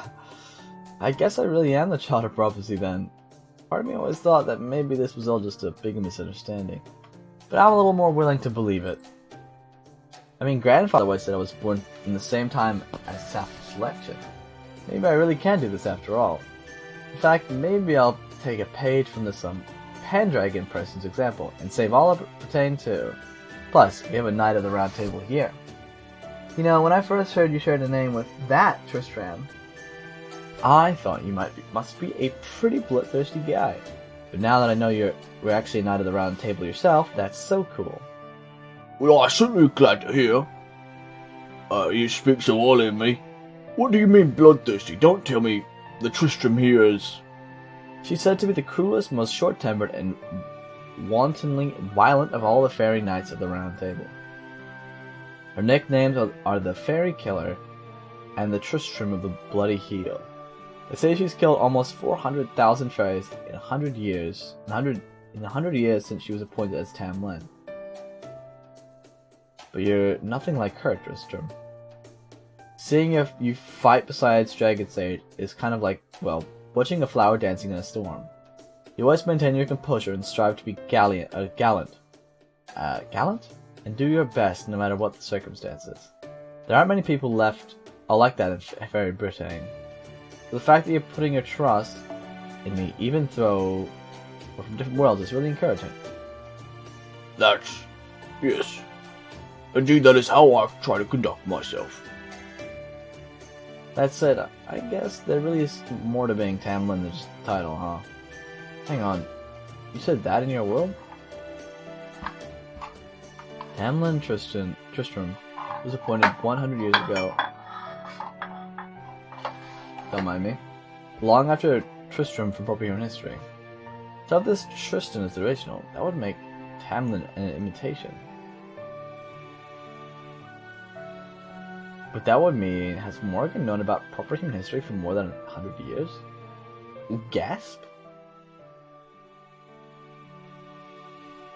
Well, I wasn't planning to tell Artoria about King Arthur like this, but I think we should still be fine. Plus, we got to find out about the Tamlin. Really, if we'd run into one of them without any foreknowledge, I think I might have actually died from shock. Anyway, while this lost belt's Tristram and Gawain may not look like the ones we know, the fact they share the names must mean they have many of the same traits as well. So we can expect that Sir Tristram to use Failnaught and Sir Lancelot to wield Ardenite. Or Arndite. Speaking of Tristram, where'd he go? He's in Artoria's room. She said he had something he wanted to talk to her about. Sex. The White Dragon who just tried to destroy Britain back when it was still known as the Isle of Ancient Sacraments. Vortigern, the Cowardly King. The Fury of Britain, the personification of its desire to reject the age of humanity. And then there was the Avatar of the Red Dragon, born and raised in stark contrast to Vortigern. Altria Pendragon. The king who protected the people of Britain, preserved its kingdom and established the human will. While fairies and sacraments may have faded away from Britain as a result, her efforts did succeed at preserving British culture and passing it on to later generations. Strength isn't what made Artoria king. She became king because she fought for Britain's future. That's also why her knights agreed to set aside their differences and join her at the round table. That's right. We also hope in our king. She was always cool-headed in battle, fair and impartial in politics. And above all, she truly loved all of Britain. Even with her small stature, she would face down enemies many times her size and strength without fear of injury. She sounds like a really amazing king. Indeed she was. I may have never known anyone braver or more disciplined or more proud. That said, even she didn't start out as a perfect king. After she drew the Sword of Selection, she trained with Merlin and Sir Kay not for years on end. And that's why you needn't try to rush things now, Artoria. It's not a matter of sharing a name with King Arthur. It's a matter of sharing her vision. So please have confidence in yourself. I know you can do this. Yippee. King Arthur. A truly accomplished version of me from another world. Oh, dang it. I had some realization today. Huge? Man, that's amazing. She must have worked so hard. Oh, you watched Berserk as a kid. Is that good or bad? Is that good? Is that good? Ooh, their battle mode. Yeah, baby. Melusine soon. Unbelievable. Unthoughtful. At the time, I saw someone watching I don't know what the scene is. Is it Segs? Or something different? Oh! That's a bad thing to see then. That's terrible to see. Wolfo.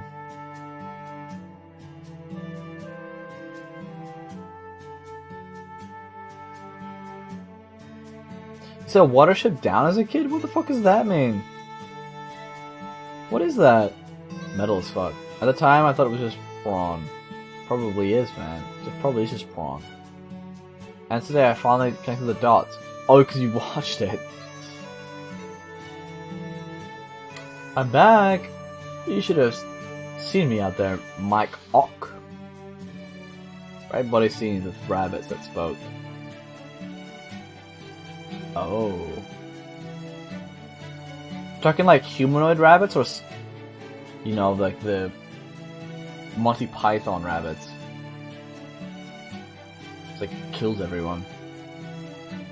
Oh god, that's terrifying. That's actually terrifying. It's like, well, what is it? ReZero, the rabbits terrified me, dude. Those are actually kind of scary. Rabbits in the storm. I somehow managed to... Wait, rabbits of hunger, I think. Like, they eat anything, everything. Like a plague. I somehow managed to complete 3 tough Oberon quests all in a row. Oh, wow! Sounds like you're getting kind of desperate. Why don't you have an apple water in the house? Thanks, Mike. Oh, that's so considerate of you. Really getting the hang of this pub owner thing. Oh, get out, the bunky, the Bunchy. It's all thanks to you, my perfect angel. First, we have a dispute between a wind fairy and an earth fairy who had robbed sunlight on the main road. And then we had runaway safety check on all the mysterious items, which turned out to be a bunch of bouquets that had been sent to the head of the Wind Clan. And finally, we had a subdue an out-of-control Wind Fairy who'd been lucky in love for the past 30 years and wanted to have a romance with a human. Surprisingly, none of this was at all easy, but it does make completing them all the more satisfying.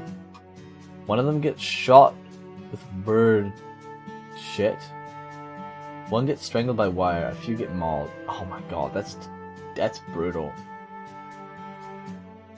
Glad to see everyone so happy. Yeah. I don't think I want to hear more. That's pretty fucking brutal. Alright, I almost forgot. You there, the human? Jaggy says, what's up? You've got a guest up in your room, and trust me, she's not the kind of fairy you ought to keep waiting. I guess, to see Jagged's age.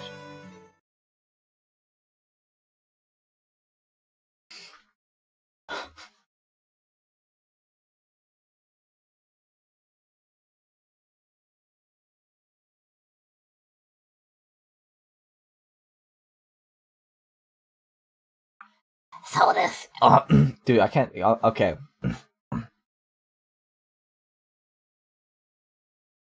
Okay, I got. How do I do it? I lost it, dude. I had it before. Give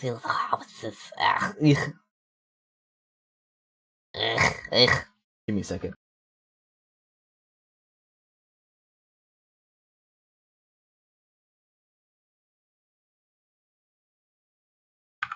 Alright, I gotta get some reference for this. What the fuck? I had a Smeagol impression. I had it before. Gollum impression. Gollum voice line. Yeah, this is my voice. This is fucked up for today. Alright, give me some. Let me hear this. So this is a human's bedroom, huh? It's not so different from ours. No, that's not right. We wouldn't even have a room like this if it's not for humans. We're the only ones who should be thanking them. How's that? Pardon me. Yeah, it's impressive. So you're back, humans. You did well at the farm incident yesterday. As the green fairy myself, you have many thanks. No problem. So, is that all you wanted to say, or...? We have received many words of your missing companion. Every human captured in the South Britain is taken to a ranch out west, and the new heron is what the I lost it. I'm losing it. The little hobbit says, "But master, he's our friend." And the human, and the human was spotted 3 days ago. It's so bad. It may be one you've been searching for. If you wish to go rescue it, I'll arrange for a guide to show you. Okay, I gotta listen to it again.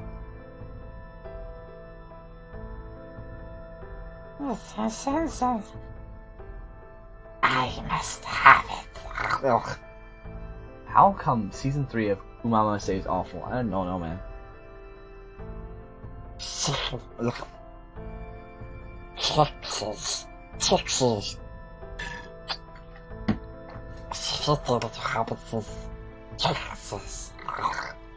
If you wish to rescue it, I'll arrange for a guide to show you the way. Tonight, I'll have a few soldiers stationed outside Salisbury. You are to rendezvous with them and finish your rescues before the night's over. I'm losing it. Okay. I can't keep it up. I also have a message for you from Lady Aurora. She said, I hope you find your friend there. Thanks, Squirrel. Don't thanks me. Thanks, Lady Aurora. Ugh. Now, if you'll excuse me, I must return to my posts. Okay, I think we're getting somewhere with that. I don't know. What is it that brought you here? And I know that I'm in no position to offer advice. Ugh, it's getting worse. But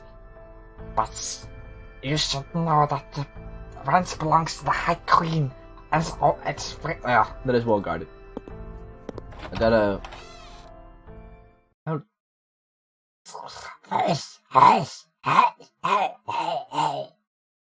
I forget, it's like... He's got in there. In the air.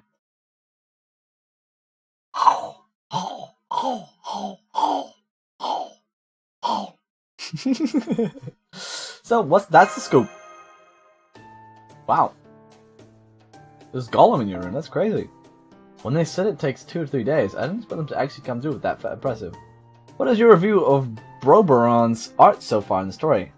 I like his, you know how like this kind of caricature talking art? I like this more than his actual, portrait. I don't know. Something about something about it feels nicer. I don't know what it is, but I do like it. I like Oberon so far. I know he's bad, but like, or an imposter. He's sus. When the imposter is sauce. So this human you was brought in 3 days ago, huh? Then we should have a moment to waste. Oh, the misery. All my friends are the enemies. Spare the sympathy. All my friends are my enemies. I don't know what kind of facility this ranch is, but now it's all the time for cowardice. Misery 1. Hey, I think it's lowercase. I agree. Oberon might not be back yet. Seeing as we have a guide, I'm sure he'd be fine with it. So what are you gonna do, Artoria? This matter really only concerns us, so we'd understand if you'd rather stay behind. I'd be glad to help. Plus, I'm dying to find out what the real Nash is like, since I inadvertently used her name for a while. Besides, I'm feeling a lot more confident after these last few days. It'll be it infiltration, lockpicking, or brewing sleep potions. I'm sure I can handle it just fine now with my Merlin Magecraft. Oof, I'm burping. Burping slurping.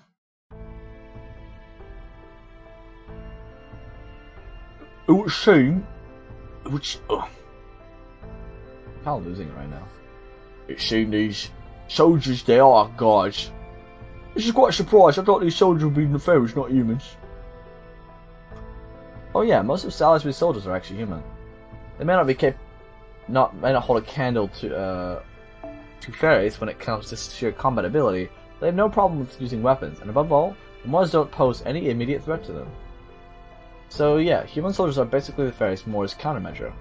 So the clans treat them as disposable tools, but Aurora sees the value in human soldiers, even appointing the more talented ones to serve as their personal guards. Remember the ones we saw protecting the Great Cathedral? The fact they were so strong is proof that Aurora's given those humans various rights. Are you feeling okay? Oh, just a little nervous. Never been around so many humans before. God, it doesn't make sense, does it? I mean, I'm obviously fine with you. Quiet, looks like they've noticed us too. Hey, you there! Special looking ones. You're the outside Kroll told us about? I can't believe you actually showed up. Why now of all times? The exact sort of pain in the ass I don't need. Oh well, this is what Lady Aurora wants, then fine. Follow us. We'll show you the way to the ranch. Be warned, it's a 2-hour walk, so you'd better have everything ready before we get going. Do you? Yep, thanks for showing us the way. And you guys are dressed in the weirdest clothes I've ever seen. Lady Aurora sure does love her novelties, doesn't she? Not very happy to see us, are they? They probably think of us as a bunch of annoying pests moving in on their beloved Lady Aurora. Even so, that doesn't change the fact that they're helping us. We should be grateful to them for that. Not much I could say, I'm afraid we won't be able to talk for a while. At least we should help us. What? Oh! Oh! Huge! Huge! Holy shit! Sam! Larendar! For the fucking Prime Gaming sub! Oh my god! Actually huge. Huge, bro. Thank you very much. Thank you very much for that. I really appreciate that. We're one more closer to our goal. 4 off. That's huge. That's actually awesome. Oh my god. Thank you very much. Thank you very much for that. Hello, just coming from your Noita YouTube video. That take the deserved sub. Oh, from the YouTube video. What? did you just watch it, or is that from? No shot from the Noita video. Oh, that's awesome. I think you gotta be like the first person to come from the Noita video.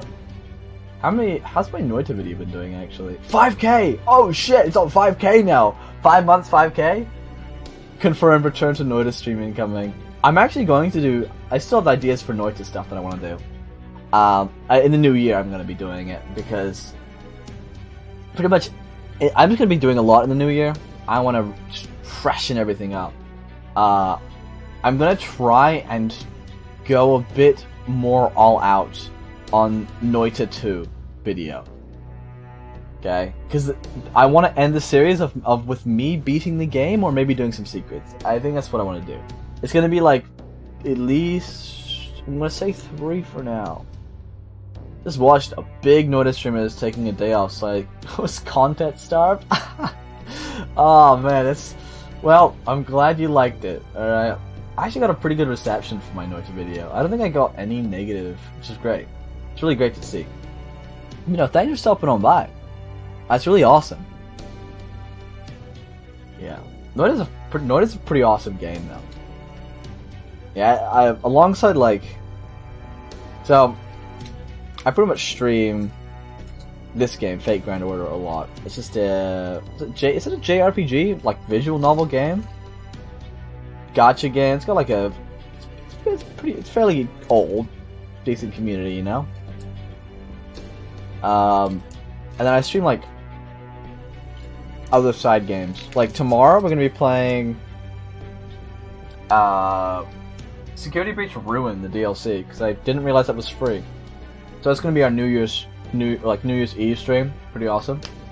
Well, not New Year's Eve because I work on New Year's Eve, but pretty much my last stream before New Year's. I think 2 years ago we did a Security Breach stream. It's part of like a 24 hours one. I was wrecked, bro. I fell asleep halfway through.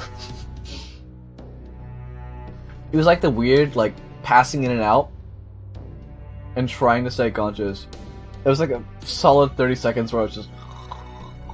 I had like 3 bottles of V and they did not keep me awake. I mean, caffeine is supposed to literally put the brakes on anything. Or no. It blocks your chemical receptors to prevent you from putting on the brakes. It do be like that. Actually, I've not watched a single... The good thing is I haven't actually watched a single Ruin video, so I don't know what there is. I did, when we were doing Security Breach, the normal stuff, I actually watched, I watched Markiplier play it, so I knew most of what was going on. I watched like halfway through the series, and then I stopped because I'm gonna play the rest of this, so. It's like acting surprised when you know half of what's happened. It's like, oh yeah, I know that's a thing. Yeah, this is like going in raw. If you stream some Noita, try to target this time schedule. We usually raid with 700 plus party small streamer around now 2 hours from now. Really? Shit. Alright. So wait. We usually raid with 700 plus party small streamer. Oh. Damn. You know what? I'll keep that in mind. That's actually... I really appreciate you bringing that up, though. It's really nice. I appreciate that. Because I think we'll do something similar with the... Because in the Noita video, I believe I had a little bit where I talked about I streamed it. I think I had some clips in there. It's been a while since I've actually watched my video. I don't watch it very often. But I might do something similar. We'll see. I'm gonna actually I'm gonna do something. I'm gonna really plan it out. Okay. I wanna use my graphic design skills to really graphic design it up. We're here. This is the West Human Ranch, not Human City. That's right. We used to live here too. We were assigned to a horrid fairy who robbed us of everything we had down to our dignity before throwing us away like so much trash. Us stray humans had nowhere to go until Lady Aurora took us in. Yeah, I remember in the Noida randomizer stream, chat somehow kills you with a chest. That was... Okay, yeah, I actually really like the randomized stuff. Okay, I think the clip of me getting killed by the explosion in a black hole, like, I was fine, and then someone threw me around the room and I landed in a black hole and died? Like... Or you dropped a chest on me, I think, and it killed me? Go all out. The memes were on point, plus it is a type of game you can do a 12-hour plus run and die from a random mob. Oh, I'm glad you like the memes. When I edit a video, I prefer to have... Okay. I don't know if it's a hit or a miss, honestly. I feel like some of them are... A lot of those memes, I feel like I could have done even more on them in terms of like editing skill and all that. But it's good that you like them. It's good that you like them. It gives me like good idea of... It's good to get feedback, really. It really is. I think I did more runs after that in my own time just to get more accustomed to the game. And I kept getting trolled by so many things. I would just walk into the shop and then they would say the gods are angry. And it's like, what am I meant to do? I have the basic one and a bomb. There's nothing I can do here. There's so much to learn. And making wands is really awesome. I did have a mining wand though. That's probably the best run I had. I just mined down to the plant area. I think I was actually really close to beating the game. Oh, beating the first level. Because I know there's a lot in Noita. It's not just... You don't beat the game when you get to the bottom. Yes, 100 to 200 hours is the end of the tour. Yeah. Yeah, I got to the temple, actually. I was at the very bottom of the temple. And then I died because a ghost or something just got me stuck in a hole. I think I had a wand that allowed me to make dirt. And I blocked myself in, but it got it. I don't really remember it.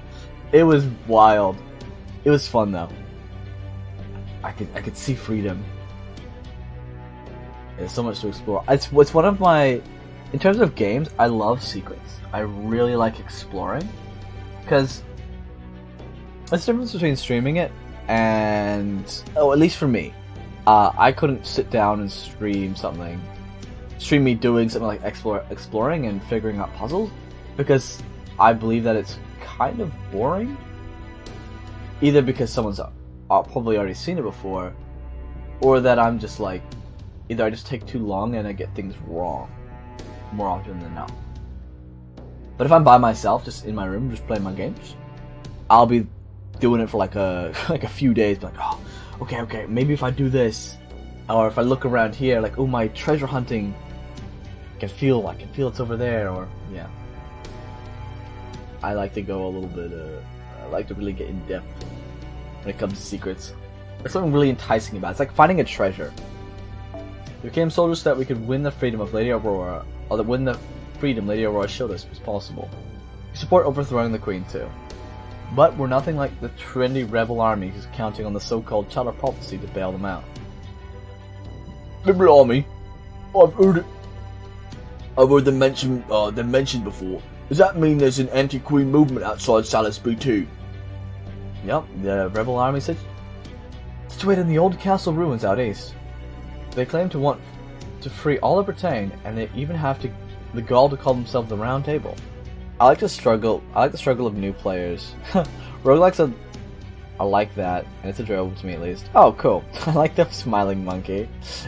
Oh, it's just a normal smiley face. Does mine turn to a monkey? No, it doesn't. What's my one? Oh, that's interesting. Different.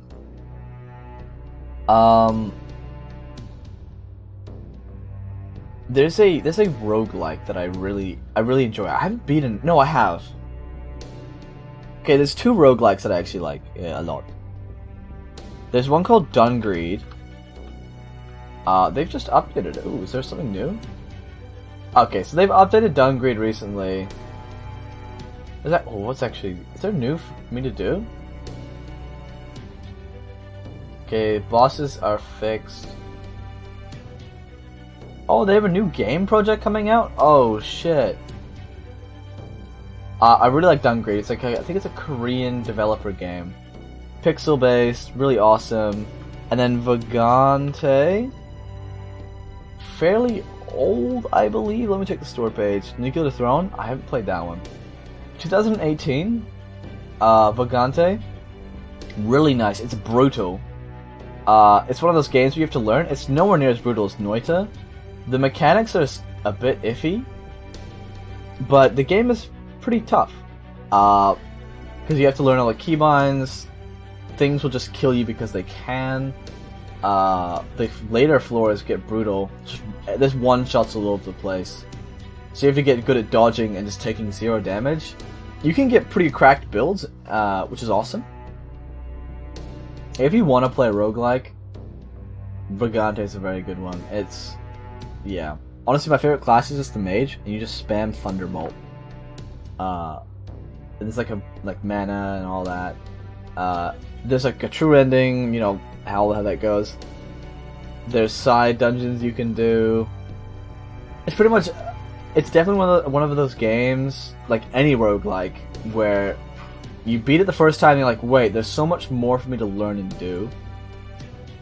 And that you just pick up as you keep playing. And it's multiplayer, which makes it even better. You can have 4 players in one thing. I think you can actually kill each other if you're not careful. It's awesome. And I think it's Steam Remote Play. Steam Remote Play, or you can join servers if they have the game as well. So if you want to have a bad /fun time with friends, that works. Actually, no. I think I beat the game on... So, you have to collect orbs, which are like in hidden areas of the game, to get the true ending. And I joined on a lobby, and we managed to actually get all the orbs and beat the game properly that way.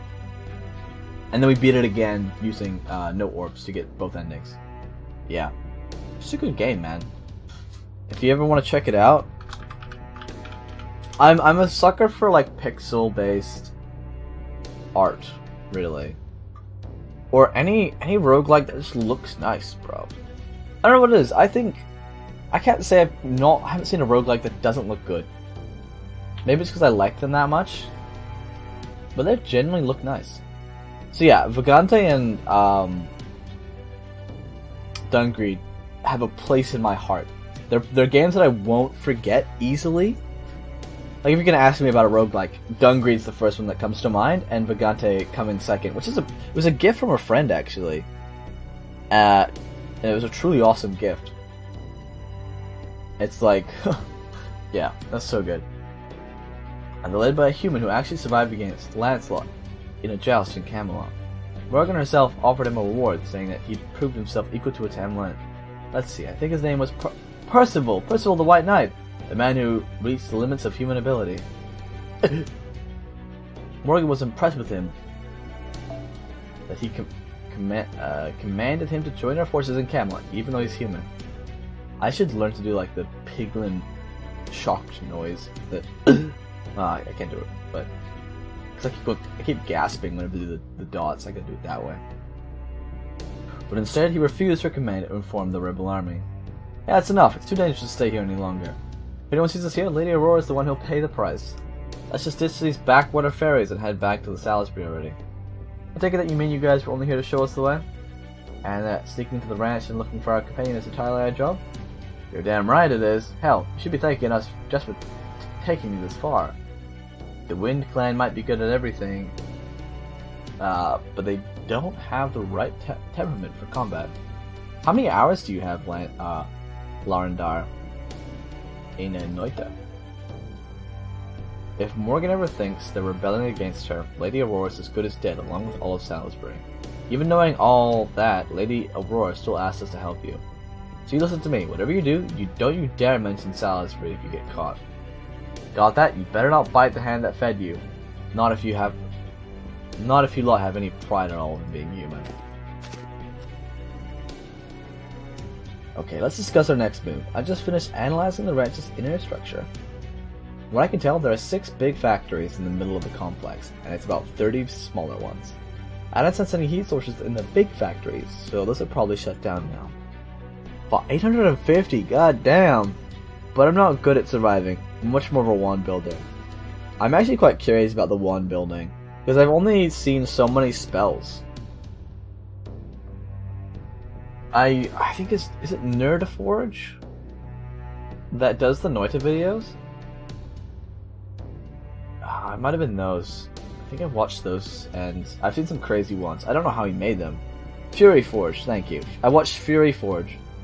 With some of his Noita stuff. And it's like, how the fuck do you make that? Okay.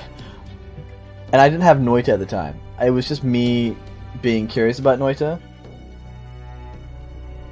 And I think someone in the stream convinced me to get Noita. Or maybe no, was it? I can't remember why I actually bought Noita. I wanted to anyways. The small factories have lots of heat signals. There seem to be about 60 humans inside. What do you think, Jagged Sage? If we scale the castle walls, we could probably sneak inside without the guards spotting us. Are you mad about something? Oh, no, not at all. I was just concentrating on seeing what things are like inside. Let's forget about those whiners who ran off on us and focus on finding Mash. If you don't mind spoilers, I must recommend Dunk or Slam video then. You are new, and chainsaw wrapping or warping will pulse your wand, crafting to new heights. Or wrapping. Okay. Actually, I want to see that. Let me see this.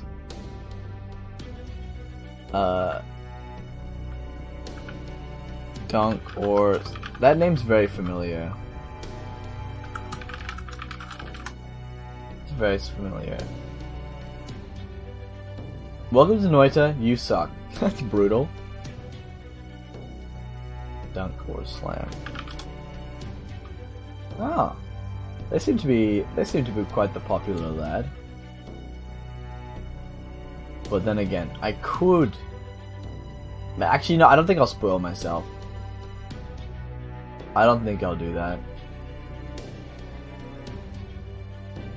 Not albinos. Albinos. So I am quite interested. Oh, I actually might have... I think I've seen a roguelike for the mentally deranged, actually.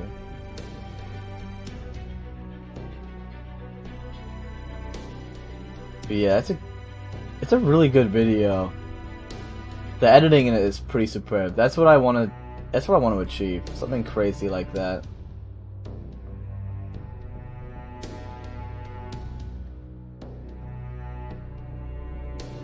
Huh. Yeah, I did a bit of research for thumbnails and all that, so I went through and looked at I looked at thumbnails more or less through all the Noita people. So a lot of the names are pretty familiar. I like it. I don't think I want to spoil myself. I want to keep it genuine, as most as I can, really. You still have your connection to Mass or your contract, I can say. Can you sense anything? If you can, that'd be the fastest and easy way to find her. Hard to tell. Maybe, maybe not. There's probably too many cross lines to say for sure. Hopefully, honestly, I'm feeling the same thing. There are just way too many contracts going around Fairy Britain. And then just this one. The boring rant 50 minutes about our Lord and Savior, the chainsaw. The...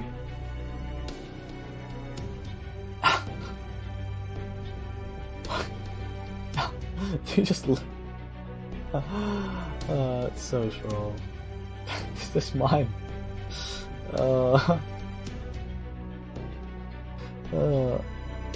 That's my link, by the way. I think it is at least.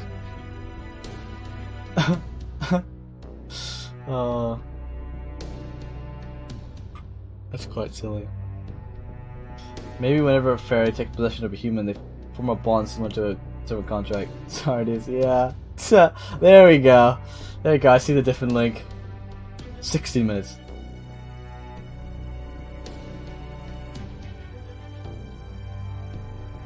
You know what? I'm just gonna...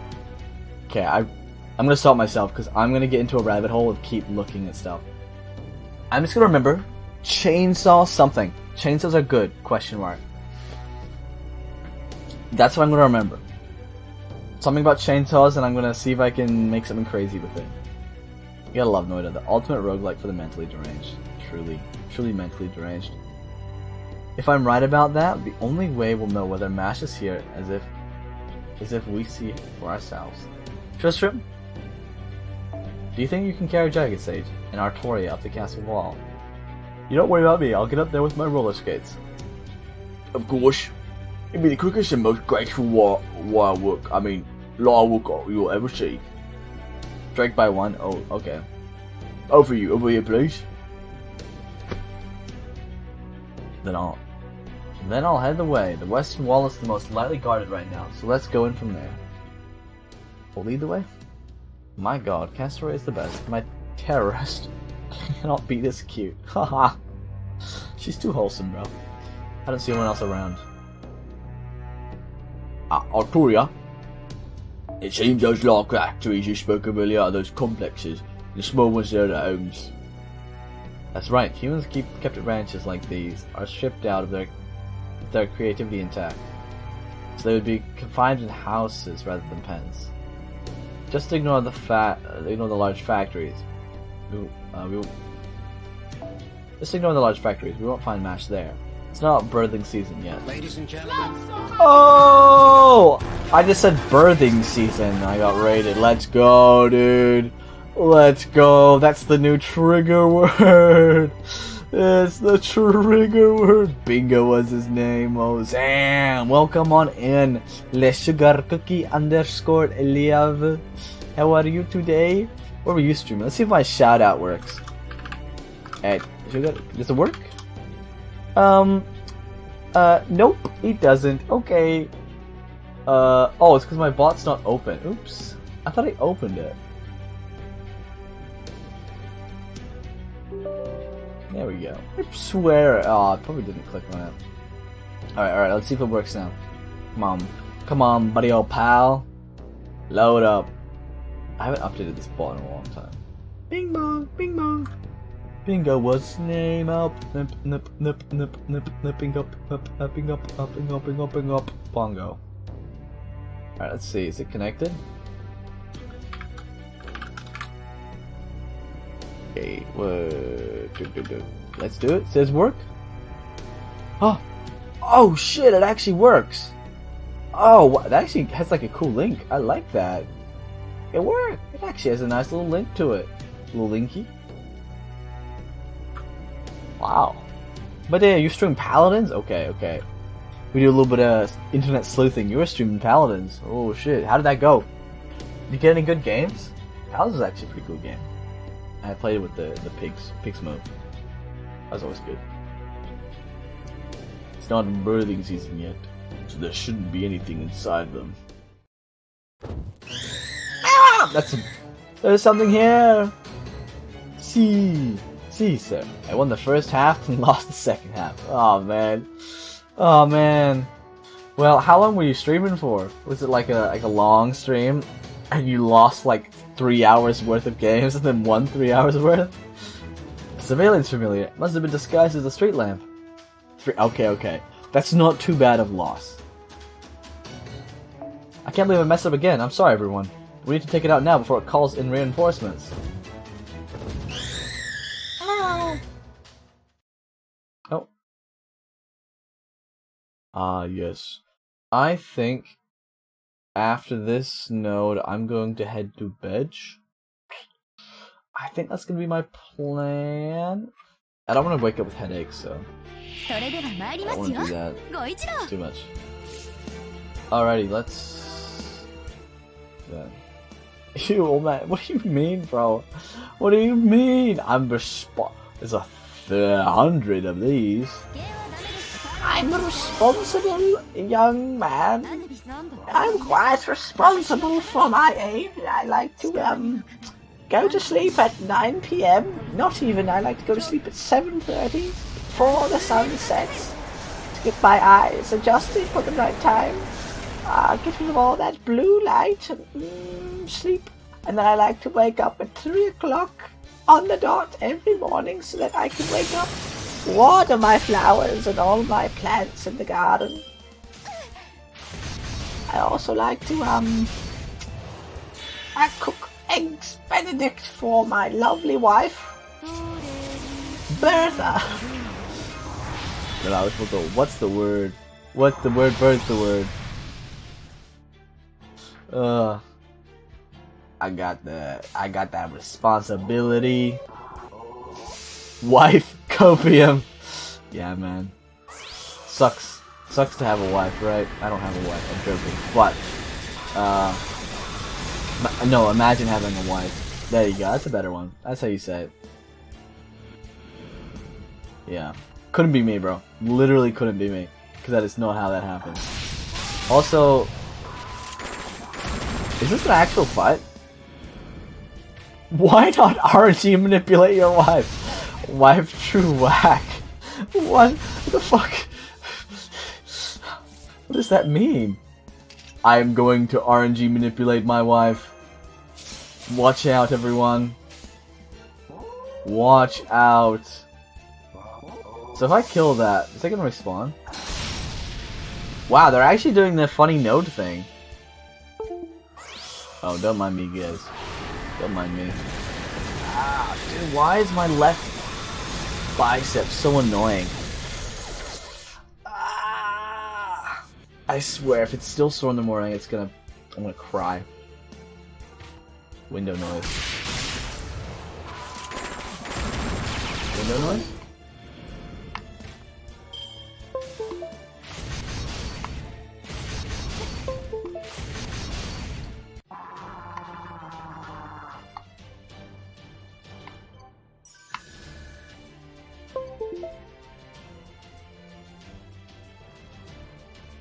Do not worry, Mr. Jagged. That is just muscle soreness from lifting. I think it's just because it's my left arm, which is not as like bulked. You know what I'm saying? Not as big.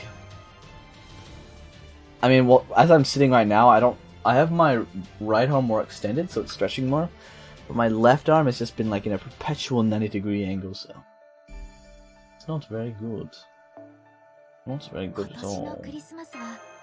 Ah. We won that. Sweet. I gotta say, I actually really enjoyed this stream.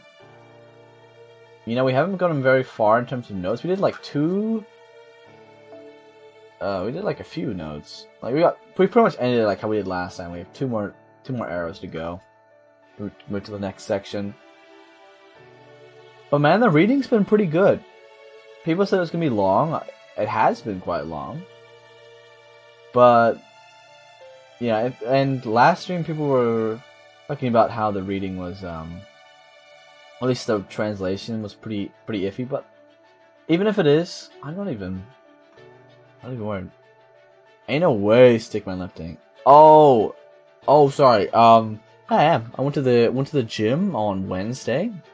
We did biceps and back. I woke up the next day and I literally was in so much pain. I slept on my back. I woke up and I'm like, okay, I'm going to roll on my face and stay there for 3 hours. so that I don't hurt my back. I had to find like a...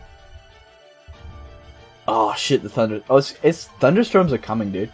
It's thunder. I hear thunder. I think. Unless it's a car, but it probably is raining outside.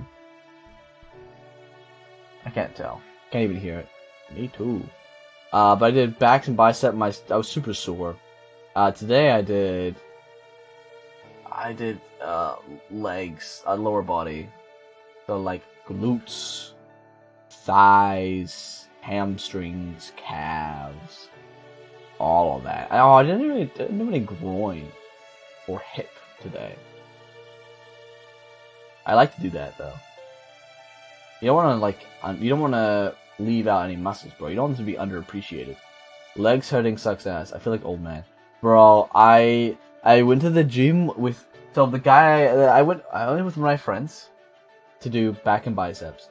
When I've gone with them, they like, bro, they throw me for a loop, man. Like, because they push hard, so like, oh, you gotta push hard too, bro. So I do push hard, and hence why my arms are so sore. And I did legs with him, and man, it was fun. But oh, they push so hard. They try to milk as much as they can out of it. Yeah, it's very epic. Very epic. Get hyped, guys. Get hyped, because tomorrow's stream we are streaming. What's it called? Security Breach Ruin. I gotta download that actually. Probably download it tomorrow morning. Well, morning, whenever I get out of bed. But I will be downloading that, and we will be playing that tomorrow on stream. What do we see? What am I doing tomorrow? I might try to start at like 8 o'clock. Start earlier, a little bit earlier, or yeah, I kind of want to start earlier so we can get a decent amount of playing done. Or if I'm feeling really like, I don't know, maybe sadistic. No, is it masochist? Masochist? I'll just do it earlier. Stream from like 7 till like 2 a.m. We'll see how that goes. But that's the general idea. I'm excited to see if it's a good story. I've heard it's not that good. But hey, if we have Freddy FNAF Bear, just like glitching around everywhere, that's gonna be so silly. That's gonna be so silly. Yeah. I would like to do the unthinkable. I would like to quickly thank Shadow Martins NZ for the follow. Really appreciate that. Big W for the... I think we're 7 away from 500. It's a milestone right there. Milestone indeed. I'd like to thank Larendar for the Twitch Prime sub. I'd also like to thank Larendar again for the follow. Really appreciate both of those. That's huge. Huge indeed. I'd like to thank... Oh, I'm gonna do Drake leveling up too. But yeah, I'd like to thank Shuki Live for the... for the raid. Thank you very much, man. I'm gonna take it back to the FGO scene because I gotta level up Drake once. Where is Drake? Where is this motherfucker? As a good chat, I sub before following. You are welcome. It is truly the power move. Like, actually, that's a power move right there. Because generally, I'd say I have a decent memory. So like, I find myself remembering people that have been in the stream. I was like, Larendar. That name kinda looks familiar, or does it not? But throw me for a loop. Power play indeed. Alright, Drake gets leveled up. Better not be a super suck. Or that might a sucker punch. Oh, huge. Huge. Look at that. Level 8 Drake, everybody. Level 8 Drake. Literal the GOAT. Damn. Can I have your brain, please? I forget too much. I have a goldfish brain. I don't know. You know, it's kind of like a curse, though. Because I remember a lot. I'm not gonna say I remember a lot of things. Why is that like that?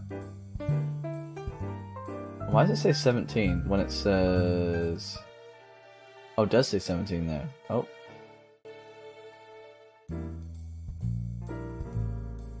You know, it says 17. Why does it say?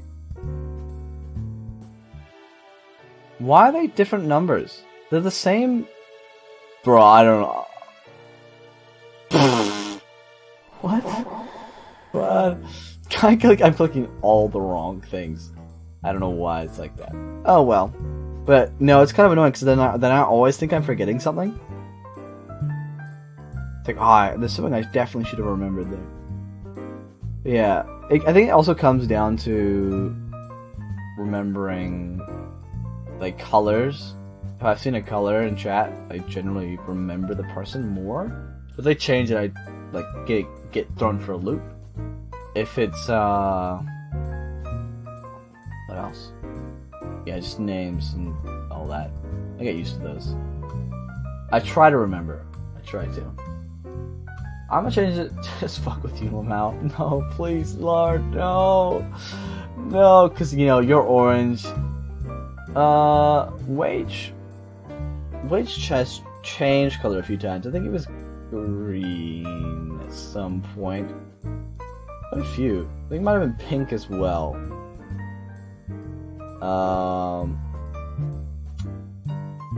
Yeah, I generally get used to it, but yeah.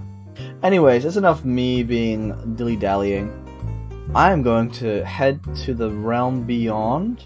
I'm going to hopefully have a really cool dream. If not, I won't tell you about it. That was really mean. If I have a stupid dream, I'm going to post it again in the Discord. Fucking tortilla dream was insane. Merry Crema. Oh!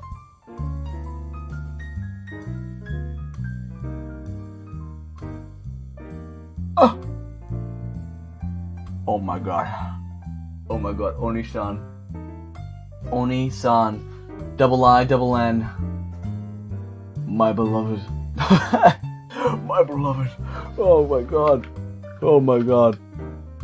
How you doing, bro? It has been like yonks. Oh my gosh, it is the this is so pog. This is whee. I'm in the I'm currently in the state of ending stream. Oh man. Oh, if you only joined a little bit earlier. Oh, I would love to have talked. I would have loved to have talked more. Yeah. Don't worry, bro. We're streaming tomorrow. If you want to stop by, that'd be huge. That'd be so fun. We're playing FNAF, Security Breach, Ruin, the DLC. Alright. But it's nice to see you're still existing. Okay? Huge. Okay then, sir. Hope you dream of squares. I will dream of squares and circles and triangles. I will. Alright. Well. Have a merry post-Xmas. You know what? Everyone have a merry post-Xmas too. And a merry good day. Or morning. Or night. Alright. Thank you all for watching. Hope you have a merry good night and or good morning. And I will see you all possibly later or tomorrow.